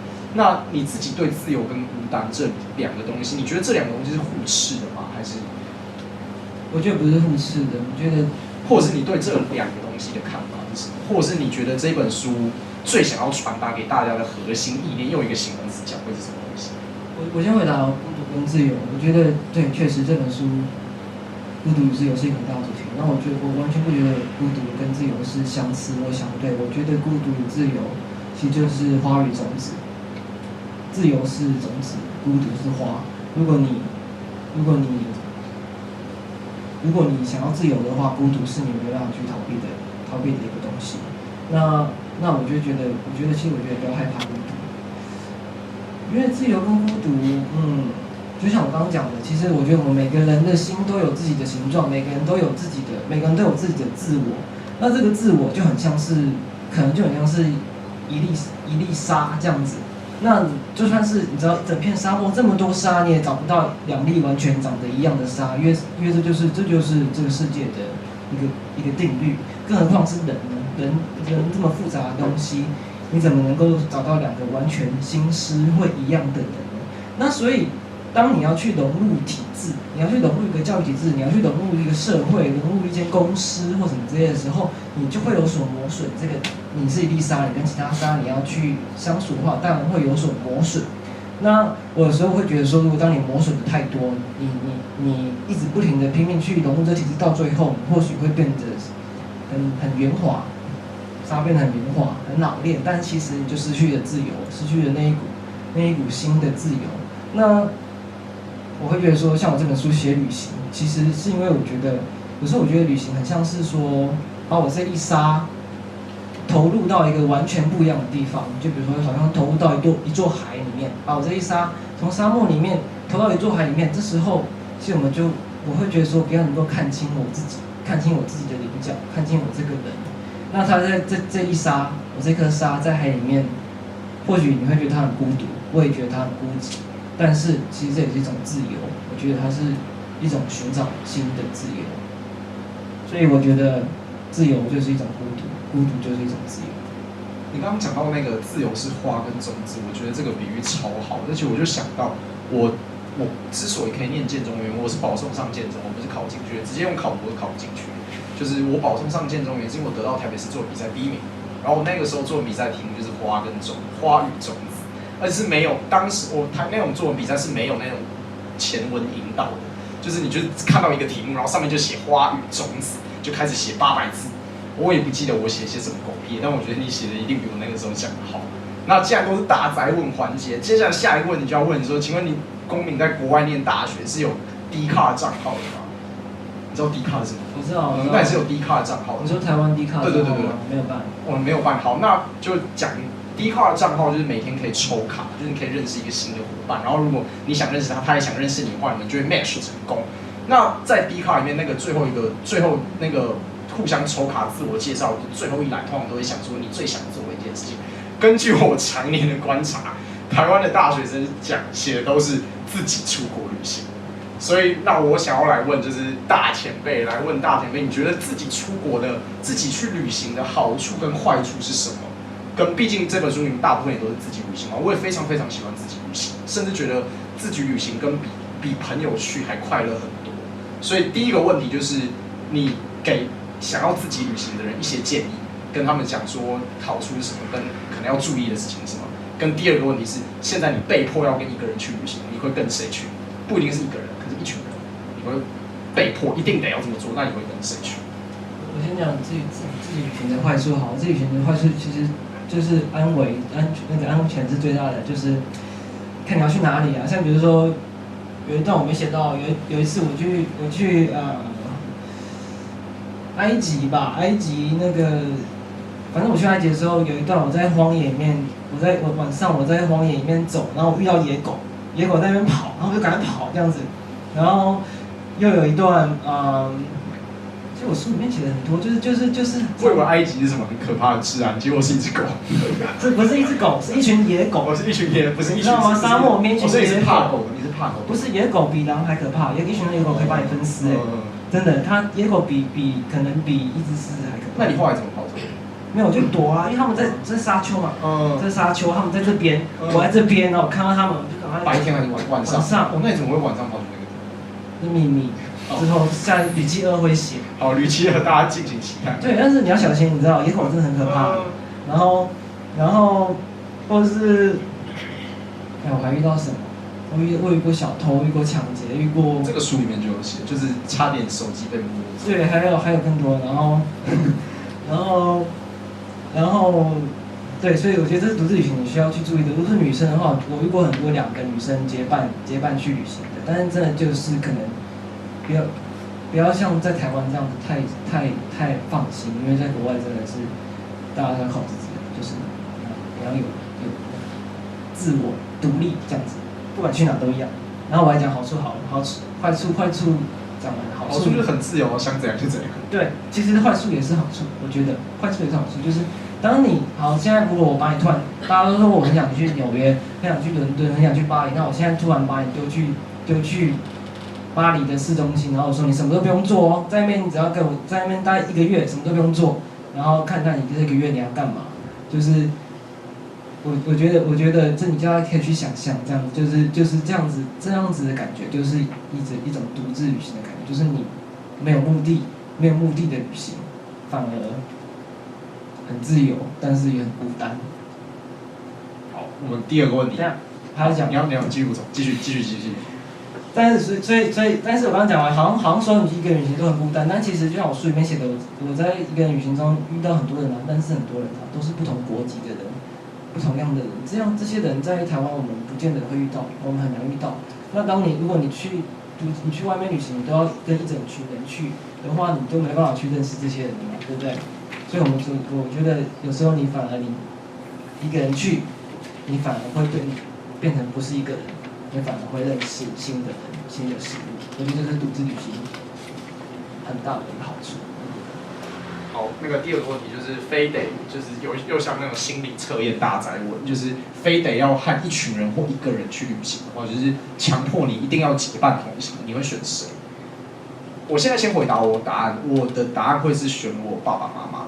就是可以先推荐大家，就是黄立群老师的一篇文章，叫做《带妈妈去东京》吧，是收在他的上一本散文集，叫做那个《我与黎奴不出门》。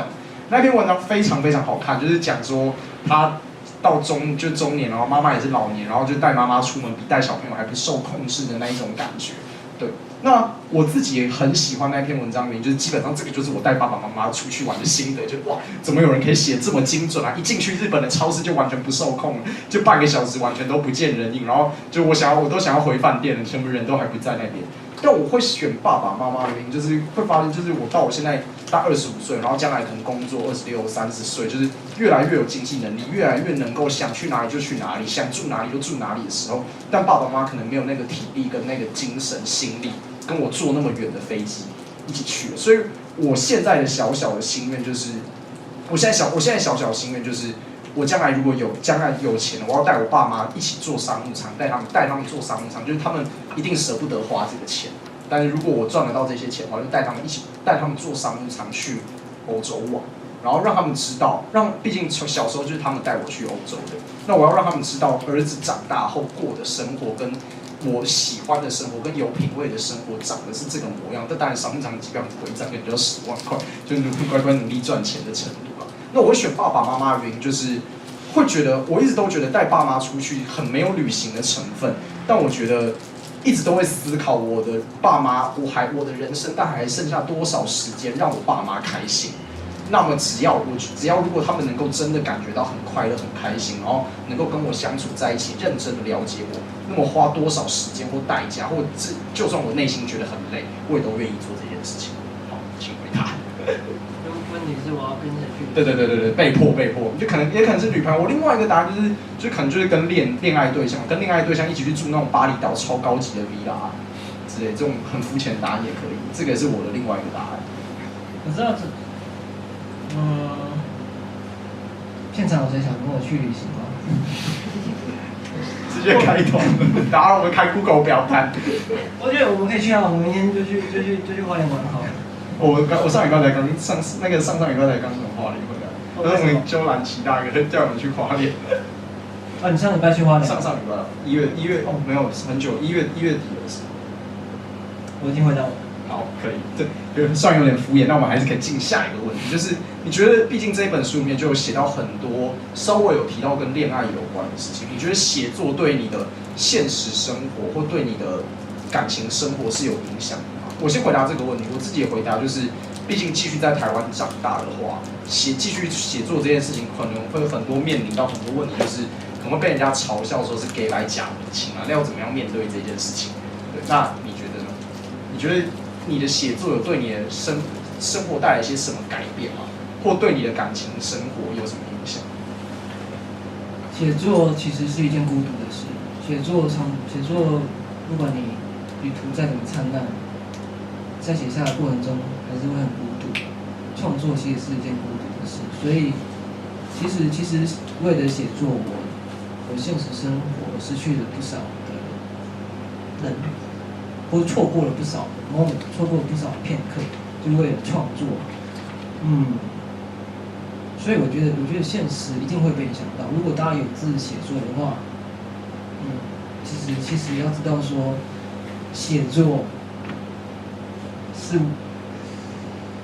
作是为了现实，但是就像我们描写的东西，都是在描写现实中的东西。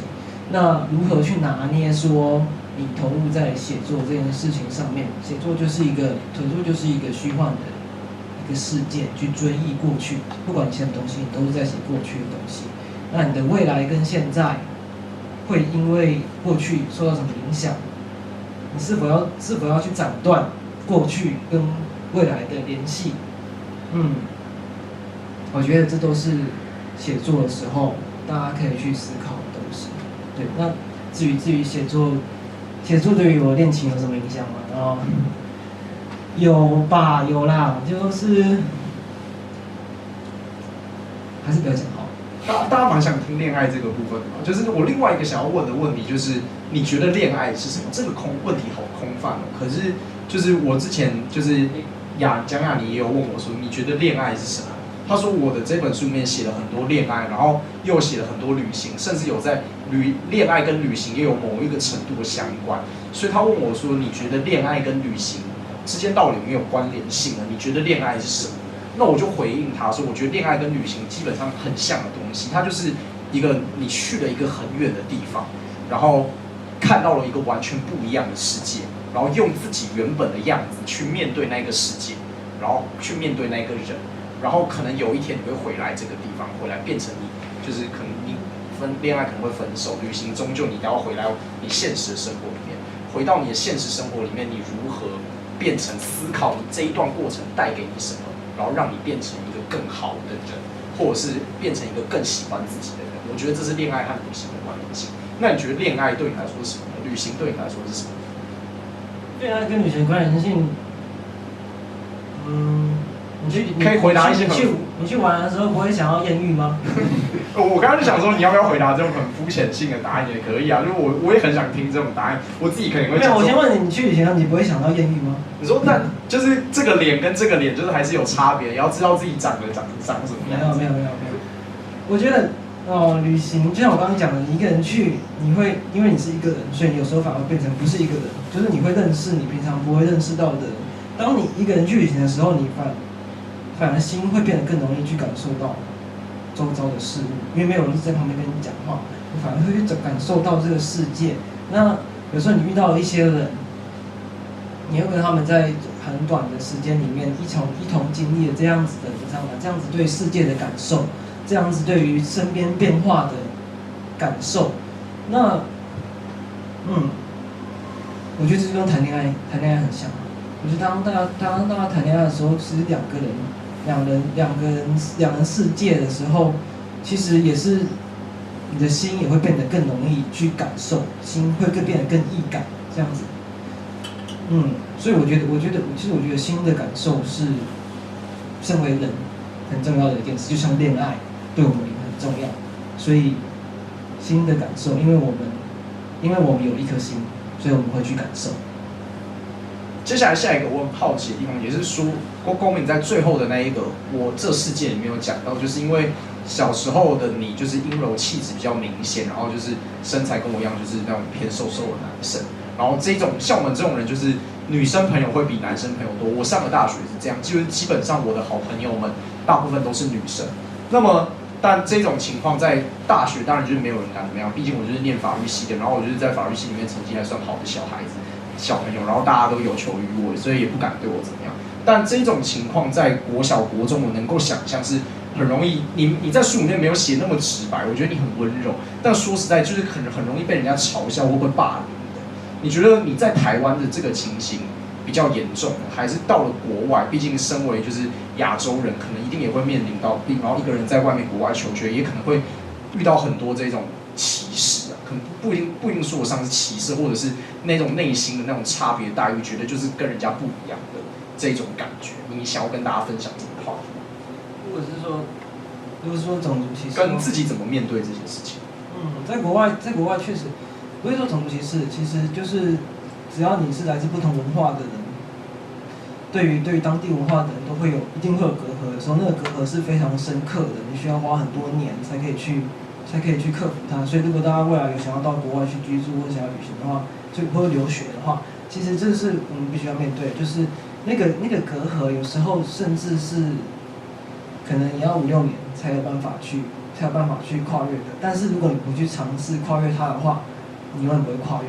那怎么尝试去跨越它呢？我在英国留学，就是我看有很多台湾的留学生，其实大家即使到英国，还是就是跟台湾留学生一团这样，大家去哪都一起这样子。他们也除了上课之外，也比较不会去接触到英国当地人这样子，就是还是留在自己的文化圈里面。那我觉得说，如果你想要去感受不同，当你到了国外，不管是去旅行、去留学还是去居住的话，我觉得你都可以试着去跨出那个界限，跨过那个界限，跨出人与人之间的界限，因为人与人之间的界限是人创造出来的，那个界限很难跨越，它有时候甚至会变成一道裂痕，而且，种族歧视也会有，但是我们要试着去跨越它，试着去跨越那个界限。那小时候在台湾的那一种，就是被其他男生嘲笑的这个感觉强烈吗？我自己其实是有意识到这件事情。书里面我放在第一个 part 的一篇文章叫《初恋》，其实也在写这件事情。那基本上我也是没有遭到人家很强烈的霸凌啊之类的对待，但内心就会知道我自己跟其他男生好像有某一些不一样，然后尝试着怎么在过程中接受自己是一个阴柔气质比较强烈的男生，跟不是大家理想象中的那一种阳刚啊，会打篮球啊，然后就是的那一种的那一种，或者是就是肌肉很大块啊，或者是那种会让大部分人觉得啊好有男子气概的那一种男生。所以书虽然名称叫初恋，但他没有放在第3 part， 就是写恋爱的地方，因为他其实不是在写恋爱，他是在写说怎么样在从小到大的过程中接受自己。那我想听你这部分的。关于男生跟女生的那种男性气质，其实在国外，不要讲国外太笼统了，在英国会比较不会像台湾这样子，觉得说男生一定要很阳刚，女生一定要很温柔啦。那我觉得，我反而觉得说，其实我们都已经到了到了现代了嘛，所以其实男生阴柔一点也不错啊，女生阳刚一点也不错啊，有什么关系，对不对？我反而觉得说，阴柔一点的男生更体贴，阳刚一点的女生更坚强啊，对不对？我觉得，那反正我自己，就是我自己，我也不知道我也没有说特别觉得说我想当一个阳刚的男生，我好像也没有特别觉得这样，就是觉得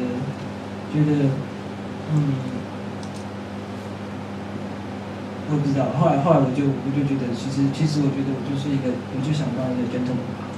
我现在的内心的想法也是这样，就觉得这样自己好像也没有帮助，我可以看到其他人看不到的东西。那进入 Q&A 之前的最后一个问题，就是毕竟你从18岁以后或17岁以后，大部分的时间都生活在国外，所以那台湾有什么是你非常想念的地方吗？看你要不要跟大家分享你的21天的那个，因为你刚好回来的时候遇到有英国变种病毒嘛，所以可以跟大家讲一下你的防疫生活，或是跟大家讲一下你最想念跟最怀念台湾什么东西。拿一下口罩。对，那害怕我变种病。都已经隔完那么久，你不是1月几号回来的？1月初吧，1月中，对，大家不用担心了。然后住检疫所，我已经检查3次，而且对，他是不，因为你是从英国回来，所以是不能住那个防疫旅馆的。对，我住在军营啊，我住在新竹的军营啊，我直接被送到那个集中检疫所，一下机就送到集中检疫所，那边住了2个礼拜，然后检查了2、3次嘛，都是没问题，所以大家不用担心，今天这边没有病毒这样子。然后问题是什么？就是那你回来这么久回来台湾一次，你上一次回来什么时候？上次回来没有很久，其实上次回来好像是去年夏天。所以你去年夏天已经回来隔离过一次了。对，所以我然后隔离2次。所以你是在场隔离经验最丰富的人。Exactly， 隔离达人，你隔离经验5周哎。疫情我总共经历过2次隔离，3次封城，然后班机被取消。我今天才收到讯息，今天早上才收到讯息，我回英国班机又被取消了。我下个月回英国班机又被取消了，因为他们疫情，所以我已经班机大概被取消，大概去年夏天大概有10几次了。所以是你现在都在上线上课程？线上课程？没有，我已经毕业了。我毕业了。好，那快点回答那个你最想念或者是最喜欢台湾的东西是什么？好，如果没有的话，也可以老实说没有，你就可以进入 Q&A 时间。我觉得我最想念应该是台湾的阳光吧。我觉得因为在英国伦敦真的是可以说是苦寒之地了，就是一年除了夏天之外，大家都是在寒冷天气中度过。台湾我觉得天气我蛮喜欢的，然后台湾的人我也蛮喜欢的。他现在就只穿一个白衬衫，我刚刚看到的时候就觉得又不会冷嘛。我觉得现在是夏天。好，那我们就是时间控管的刚刚好，现在的时间是8点37分，所以我们大概还有20分钟或25分钟到30分钟可以给大家看我想问什么问题，或如果大家没有问题，我们可以给公民自由分享，再跟大家讲话。太棒了，非常期待这个时间，请大家踊跃发问，什么问题都可以问，可以思考一下这样的问题。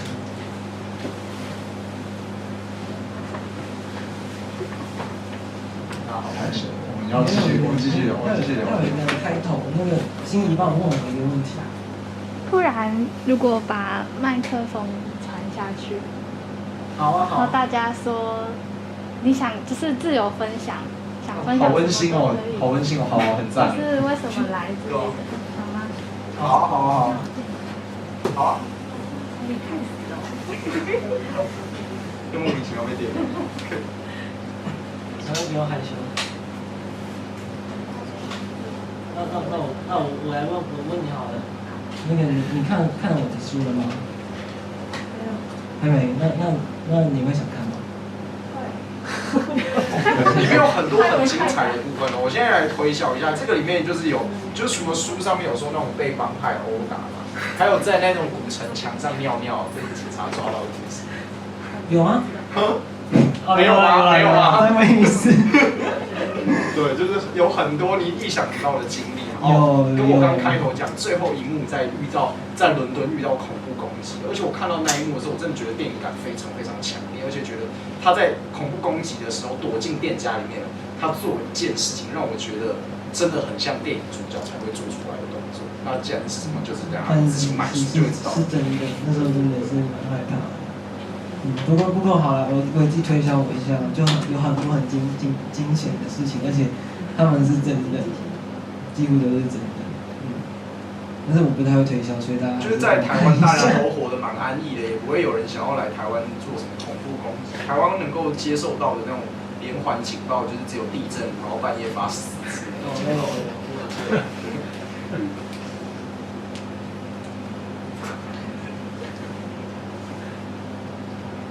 你要每个人问不同问题吗？这样蛮有趣的。对啊。那你看我的书了吗？你觉得怎么样？觉得写得蛮好的，就是关于内心方面有一些要思考一些，有一些句子。你觉得最喜欢哪一条？最喜欢最后一天吧。印象最深刻的场景是哪一个？经过那个捷运，然后看到旁边的广告贴那个，我觉得会注意到那个小细节，还蛮特别的。然后那个广告，那是真的，那个在台北车站那个补习班的广告。我说有一天我去台北车站搭捷运，然后我看到补习班旁边一大堆补习班的广告，就是说谁上了台湾大学，谁上了什么什么系，然后我就觉得说这就是一个不自由的东西。然后我就顺便说我很想把它撕下这样之类的。但是他真的有，他在台北 M8 出口，不过现在好像可能没有。每年都一直会更新。有看到的高差数学非差异。不要不要这样直接讲，让他跑来没有做算账的慢。友善马赛，我帮你打官司。友善马赛克嘛。OK 啊，交给你了。我自己他们都，我自己也很喜欢广告的那一段，而且他对那一段的注解，我自己内心就是，毕竟我已经成为升学路不用再走升学这条路的人了，我内心感触非常的深刻，我也深刻感受到那些在台大在我身边那些最会念书的人，他们的生活可能其实都是蛮无聊的，就是因为他们都从小到大都获得了最好的东西，所以他们不敢去做超出自己范围的事情，所以他们过的就是很保守，然后没有承受任何风险。然后我想起来会觉得有点无聊，虽然看起来很顺遂，但如果仔细让我想的话，我还是决定要选我现在这样的人生。对，我觉得，但是我不会去怪，我主要不会去怪他们，我会觉得对，就是每个人的选择不同，就是对，但是就是体制会影响到我们的选择。我觉得说我们必须要去察觉到我们所身处在的环境里面，然后再去做出自己的选择。真的没有人要发问吗？问一个问题，可以问书里面情节哪一个是真的或者假的之类的，可以。或者想要问出版社的问题吗？想要我为出版社的。也可以问我那个，我不知道 IG 的问题还是什么都可以。哦，不然我来问其他的。那个大家比较常叫你 Narrow 还是叫狗命？还是你比较常自称 Narrow，跟比较常自称？因为其实我的英文名字不是说它就是个英文名字，它就是我的名字。我已经在国外用了，这边用很久，所以反而大家都不知道，国外朋友都不知道我英文的中文的本名，所以其实很少知道我叫黄狗命，在国外。哦，那 Narrow 这个名字是怎么来的？那时候去那个，就是那时候去伦敦开始去那个预校的时候，老师说要取一个名字，我原本有一个英文名字，原本叫做 Jackie， 那我觉得不好，那我就直接上网去搜寻，然后就选这个名字，然后用了很酷啊！像我英文名叫 Peter， 这个英文名怎么来的呢？就是我小时候在苗栗念的第一间幼稚园，我的书第一篇就是苗栗的事，就是讲那个山上的幼稚园。然后就是在那个幼稚园里面的外籍老师就叫 Peter，为什么叫 Peter 呢？我也不知道，但这个英文名字就用到了现在，我现在都还叫大家都还是有些人都会叫我 Peter。就是台湾人取的英文名字都特别没有逻辑，就是你就是长了一个像 Peter 的脸，他就长了一个像 Jackie 的人嘛，对吧？不然我们来问佩泽英文名字叫什么 Frank， 那个长得像 Frank 的脸。不要这样，那心里的英文名字是我叫 Jill， 就听起来但很气质。是是自己取的，对啊，听起来很好很好，听起来很气质。老师取 Tina。最有比较好，对，就是让你听啊。然后再问一次，大家快点来问我一个问题，随便问，抱歉。你觉得你有一天会为了什么事情或者是什么人放弃自由吗？哇，这个问题很好，我也一直都在想过。到我这个年纪我，马上陷入困局，这个问题太好了。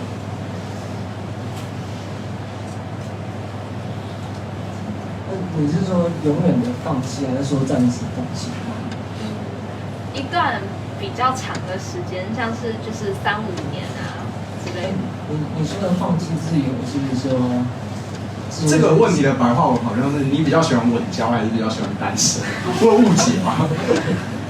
有这样这比较局限的会这样讲啊，对，但是他的问题比这个更大、更抽象，跟比我这个问题更有深度。毕竟我就没什么气质。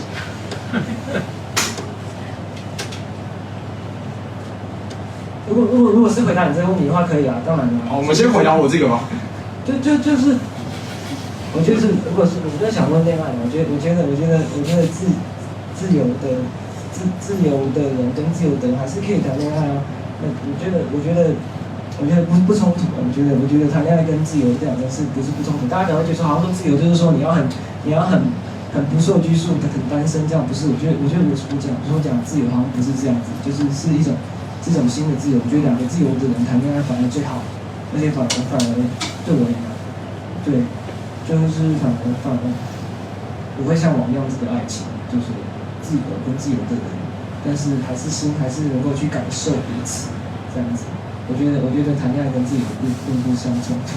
那回到他更大的问题，就是你会愿意为了某件事或某个人就放弃自由吗？我昨天看的电影就是现在蛮红的国片，叫《我没有谈的那一场恋爱》，然后里面演就是吴康仁，里面就吴康仁跟他，这会有点小爆剧情而已，但好像不是太重要，因为预告片里面有剪到，就是吴康仁就是为了要追求他在电影里面就饰演他想要当电影导演的人，然后结果他就把他跟他女朋友，然后还跟女朋友生了小孩了，他们就把他的家拿去。因为他发不出他的片最后拍的失败了，但他还是要发给他的那个工作人员薪水，所以就把他们家拿去抵押掉，然后借钱发薪水。然后他女朋友就跟他讲说：“你难道都没有想到我跟想到你女儿吗？”对，然后他就在电影里面很激动的访问他说：“可是我内心还有那个我不能放弃的路。”我觉得自由可能也会是这一种面向的问题，就是所以我内心到我现在25岁，我能够想到的放弃自由，可能就是为了生存或为了家人之类的，然后做出一些可能不是你内心第一志愿的选择。我突然又变得有气质起来了。那刚才问题就是会不会愿意为了什么事或什么放弃自由？我觉得我愿意为了，我觉得不会为了事而放弃自由吧，我会愿意为了人而放弃自由，但是就是怎么讲？如果是为了另外一个人的自由的话，要我去捍卫那个人的自由的话，我觉得我自己的自由，也许我可以先暂时放下，愿意。那如果是为了爱情放弃自由，我也许会愿意。那还有没有其他人什么问题呢？我想要问，就是你在写这本书的时候，有没有就是因为你是后来在统筹出来这本书嘛，所以当你在重新写这本书的时候，你有没有就是有一些特别的人或特别的事情，会让你特别想去跟这个人联络，或者是说有一些想去再重新看一下那边的环境，现在是什么样子的时刻？有，其实我会想要让书中的有些人会想让他看到这本书，比如说我就很想让让我在野性之华里面写的那个德国朋友看到，虽然他可能看不懂。然后我也会想要让，我觉得我也会想让我在情里面写的那个韩国女生看到这本书。有些人我不想让他看到。哦，我可以给一个名字，我会想让一个叫做卡霍口的人看到这本书，他也在书里面，但我不想说他是谁。然后，那刚刚你说除了人之外，还有另外一个问题是什么？你有没有想要回去看的场景？我很想再回去日本那个物质区我想要日本想要一个关西的一个骑脚踏车的海盗，那个海盗很想再回去再骑那个脚踏车。那时候我在书里面写说我就骑脚踏车，那时候我是半夜去骑，然后因为那时候我也没想到说那么长嘛，然后骑到半夜之后我就骑不完，然后它是像是岛屿这样很多个岛屿这样的小岛这样的海盗，然后我骑不完我就只好去，我就中途没地方睡，我就去睡在海滩上，然后呢我睡一睡之后我就睡到半夜突然想我还没刷牙，然后我就爬起来，真的，突然想还没刷牙，然后背包没有就有带牙刷，你知道，就什么都不是还会带牙刷这样，然后我就起来刷牙，才发现说我原本是睡在这里嘛，然后海原本差不多在观众最后面那边，就我起来的时候海已经到这边了，就我只要再晚一点，他就把我淹过去这样子，然后我就天然的棉被，就是这边还有海鲜可以吃。然后我就赶快跳起来，这样，然后我就不继续骑这样，然后后来我还差点撞到山猪，因为那时候我在那个路上，在山路里面骑，然后就突然有一只山猪从旁边跳出来，真的，我差点给它撞上去，然后我就整个人差点就摔车这样子，然后就整个旅途非常的疲惫。那时候骑到后来都会觉得说，我到底为什么在骑？为什么要再走下去？真的走到铁腿就是超累的。但是就会思考，我觉得读这群到最后就会开始思考说为什么我要旅行，为什么我在这里？这样思考到最后，我的答案就是说，我的答案是什么？我是谁？我在哪？过来干什么？我想到说就是，那个是谁啊？好像是夏目漱石吧？夏目漱石不是夏目漱石啊 ，sorry。那个一个日本的和歌的一个诗人，忘记是谁了。他曾经写过一首诗，他说：“正因为有命，所以我才能够度过今夜的中山道。”他那时候在山里面一个地方叫中山道。他说：“因为我有这条命，所以我才能够走过这条道路。”他不是说因为我走过这条道路，所以我才活了下来。他说：“因为我有命，所以我才能度过今夜的中山道。”那我旅行到最后，我问自己说：“我到底为什么还要再走下去？为什么还要再行走？”说。我就会觉得说，因为我有一颗心，所以我会去感受。那个地方在广岛，是那个你说那个自行车，在那个那个尾道那边精致，它其实就是从本州跨越到四国的那个，所以就直接骑过去。我一直都很想去那一带，我们开团，我们可以 Google， 我们可以去骑脚踏车啊。要等疫情结束。因为我刚刚说我最喜欢神户，其实我这学期本来要去神户交换，但是因为疫情，所以我现在人才会在这边，就没办法去。这个问题太好了啊！那我想再问还有没有其他问题？我很喜欢刚刚那个问题。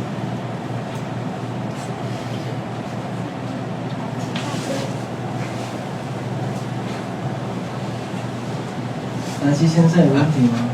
其他的从花园来看，我都感觉。我大概问一个简单的问题，可能没有很直接啦，就是说可能在里头谈到很多跟警察有关的东西啊。因为以前我都会去问啊，比如说你对台湾跟国外的警察那个观感大概哪里不一样？因为很多人讲说，其实台湾很美的就是可能警察的那个对待是比较保护型的，那可能你在那个日本那个地方。那个地方还包括你在澳门，那个地方，那碰到那个警察，感觉就是一个比较威吓的，那跟这个好像有一个跟台湾有很大的距离，所以我一直很想说，这个你可以分享，在这个国内跟国外之间，给你那种感觉还是怎么样？对，请说。国外不要说国外好了，英美的警察确实是比较执法比较严厉，比较。就是像美国，他们有时候会就直接使用暴力这样子。比起台湾，确实台湾的警察确实是包容心很好。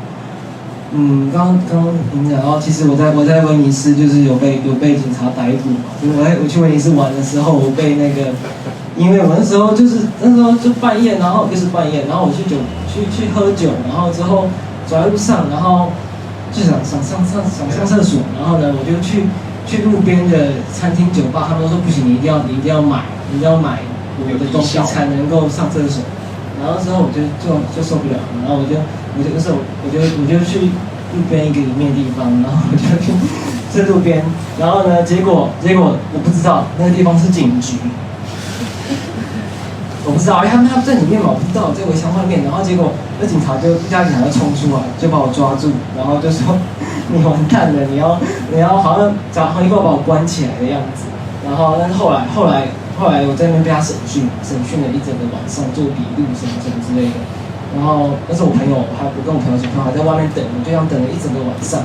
然后最后他还跟我说，你可以走了，但是你要缴50欧元的罚款。我就讲没有把我关进去，就是他只是为了可能想要给我一个警告这样子，然后就把我留在一整个晚上，然后后来交了50欧元的罚款才能够离开意大利。我蛮好奇的，书里面你说你那个时候剩下10欧元嘛？那你快50欧元怎么抽出来的？我直接去当街卖艺，你知道吗？直接唱歌这样子。我可能可以唱到40欧，蛮厉害的。现在当街卖艺，没有，我那时候我剩10欧元。有啊，书太惨了吧？书里面是说快没钱了。对，我说快要没钱，但是其实就是还是有钱可以缴罚款。对啊，那时候唱，我记得是我好像唱那个《铁达尼号》主题曲，唱的还不错，好厉害，对吧？太有才华。推广台湾的歌到意大利去。铁达尼号主题曲是台湾的歌，是台湾的歌吗？被你发现。对，推广加拿大的歌去意大利。大家把握时间，大概还有5分钟可以看有没有要问的问题，就是可以把握跟公民讲话的机会，不然他就要远渡，就要回英国去了。下次看到他，可能就要半年后才能看到他本人，听到他讲的。不然啊，我还会常在一阵子，因为机票被取消了。对，这公司还会再去其他县市。后面。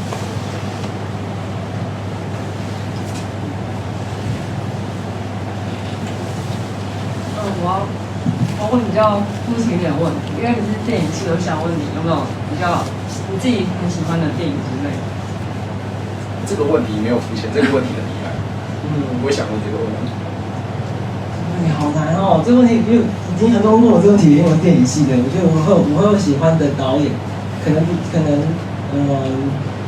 导演是谁？我觉得宫崎骏的电影不错。然后我觉得美国的话，我觉得 David Fincher 也不错，大家知道吗？大卫芬奇。欧洲的话，我蛮喜欢新浪潮，法国新浪潮，不知道大家有没有听过 New Wave 那个时期的导演。一部电影的话，好像很难说，然后没有特别的说非常的喜欢某部电影。现在当下如果想到要非电影要说一部的话，你会说什么？我看到我的脑袋里面一大堆突然爆出来，我就想要选一个，选不出来。对，我们现在就发纸条下去，就只能写一个。我可不可以回答敷衍的？可以啊。就是突然脑袋里面想到那个我未来拍的电影。对啊，我真的我喜欢很多电影，但是我真的很难选出一部最喜欢。那你最喜欢电影是什么？如果现在突然脑袋里面炸过去要我回答的话，我会回答是枝裕和的《海街日记》。看过。海街日记讲一个妹妹，然后跟3个她没有血缘关系还是什么半血缘关系的姐姐，然后如何在3年过后接纳她成为一家人的故事。但是是枝裕和的故事都，大家可能最喜欢是枝裕和，大家都会讲小偷家族啊，他大部分都在处理很同样的问题，他都在探讨人跟人之间的终极关系到底是什么。然后我想到的结论就是，爱不是只有一种形式，你只要能够认真的去理解他，去进到他的世界里面，为他着想，设身处地为他着想，然后把他的快乐当做你的快乐，把他的难过当做你的难过，你们就会是这个东西就是爱，你们就可以是一家人。突然又变得有气质起来了。不是，可以再开放一个。OK， 好，那请问，就是之前听另外一位作家说过，如果要以作家为工作，要以他为生的话，可能会需要在可能写书的时候，可能会在商业和你自己真实想要表达的东西做出选择。那你有遇过吗？那如果你没有遇过的话，将来遇到的话，你想要怎么选？商业跟真实，我会觉得他们两个未必会完全冲突。我会选择真实，但是我也会去想到说，其实所谓的商业，其实就是说读者愿不愿意买。那我也会去想，我可能不会去想说读者愿不愿意买，我会去想说，在我想写的东西的同时，读者愿不愿意看，这样子，读者看会有什么样的想法，我还是会去考虑到读者的想法，所以我会去做一个平衡。我现在这本书其实我推销一下还不错，我现在在畅销排行榜上面，所以大家可以帮我看一下。后来第3名超厉害。对，我们这2本现在都在畅销排行榜上，所以大家可以看一下，说到底什么书，最近流行什么书。这样回答到你的问题。谢谢。还有问题吗？还有问题赶快问一下大家。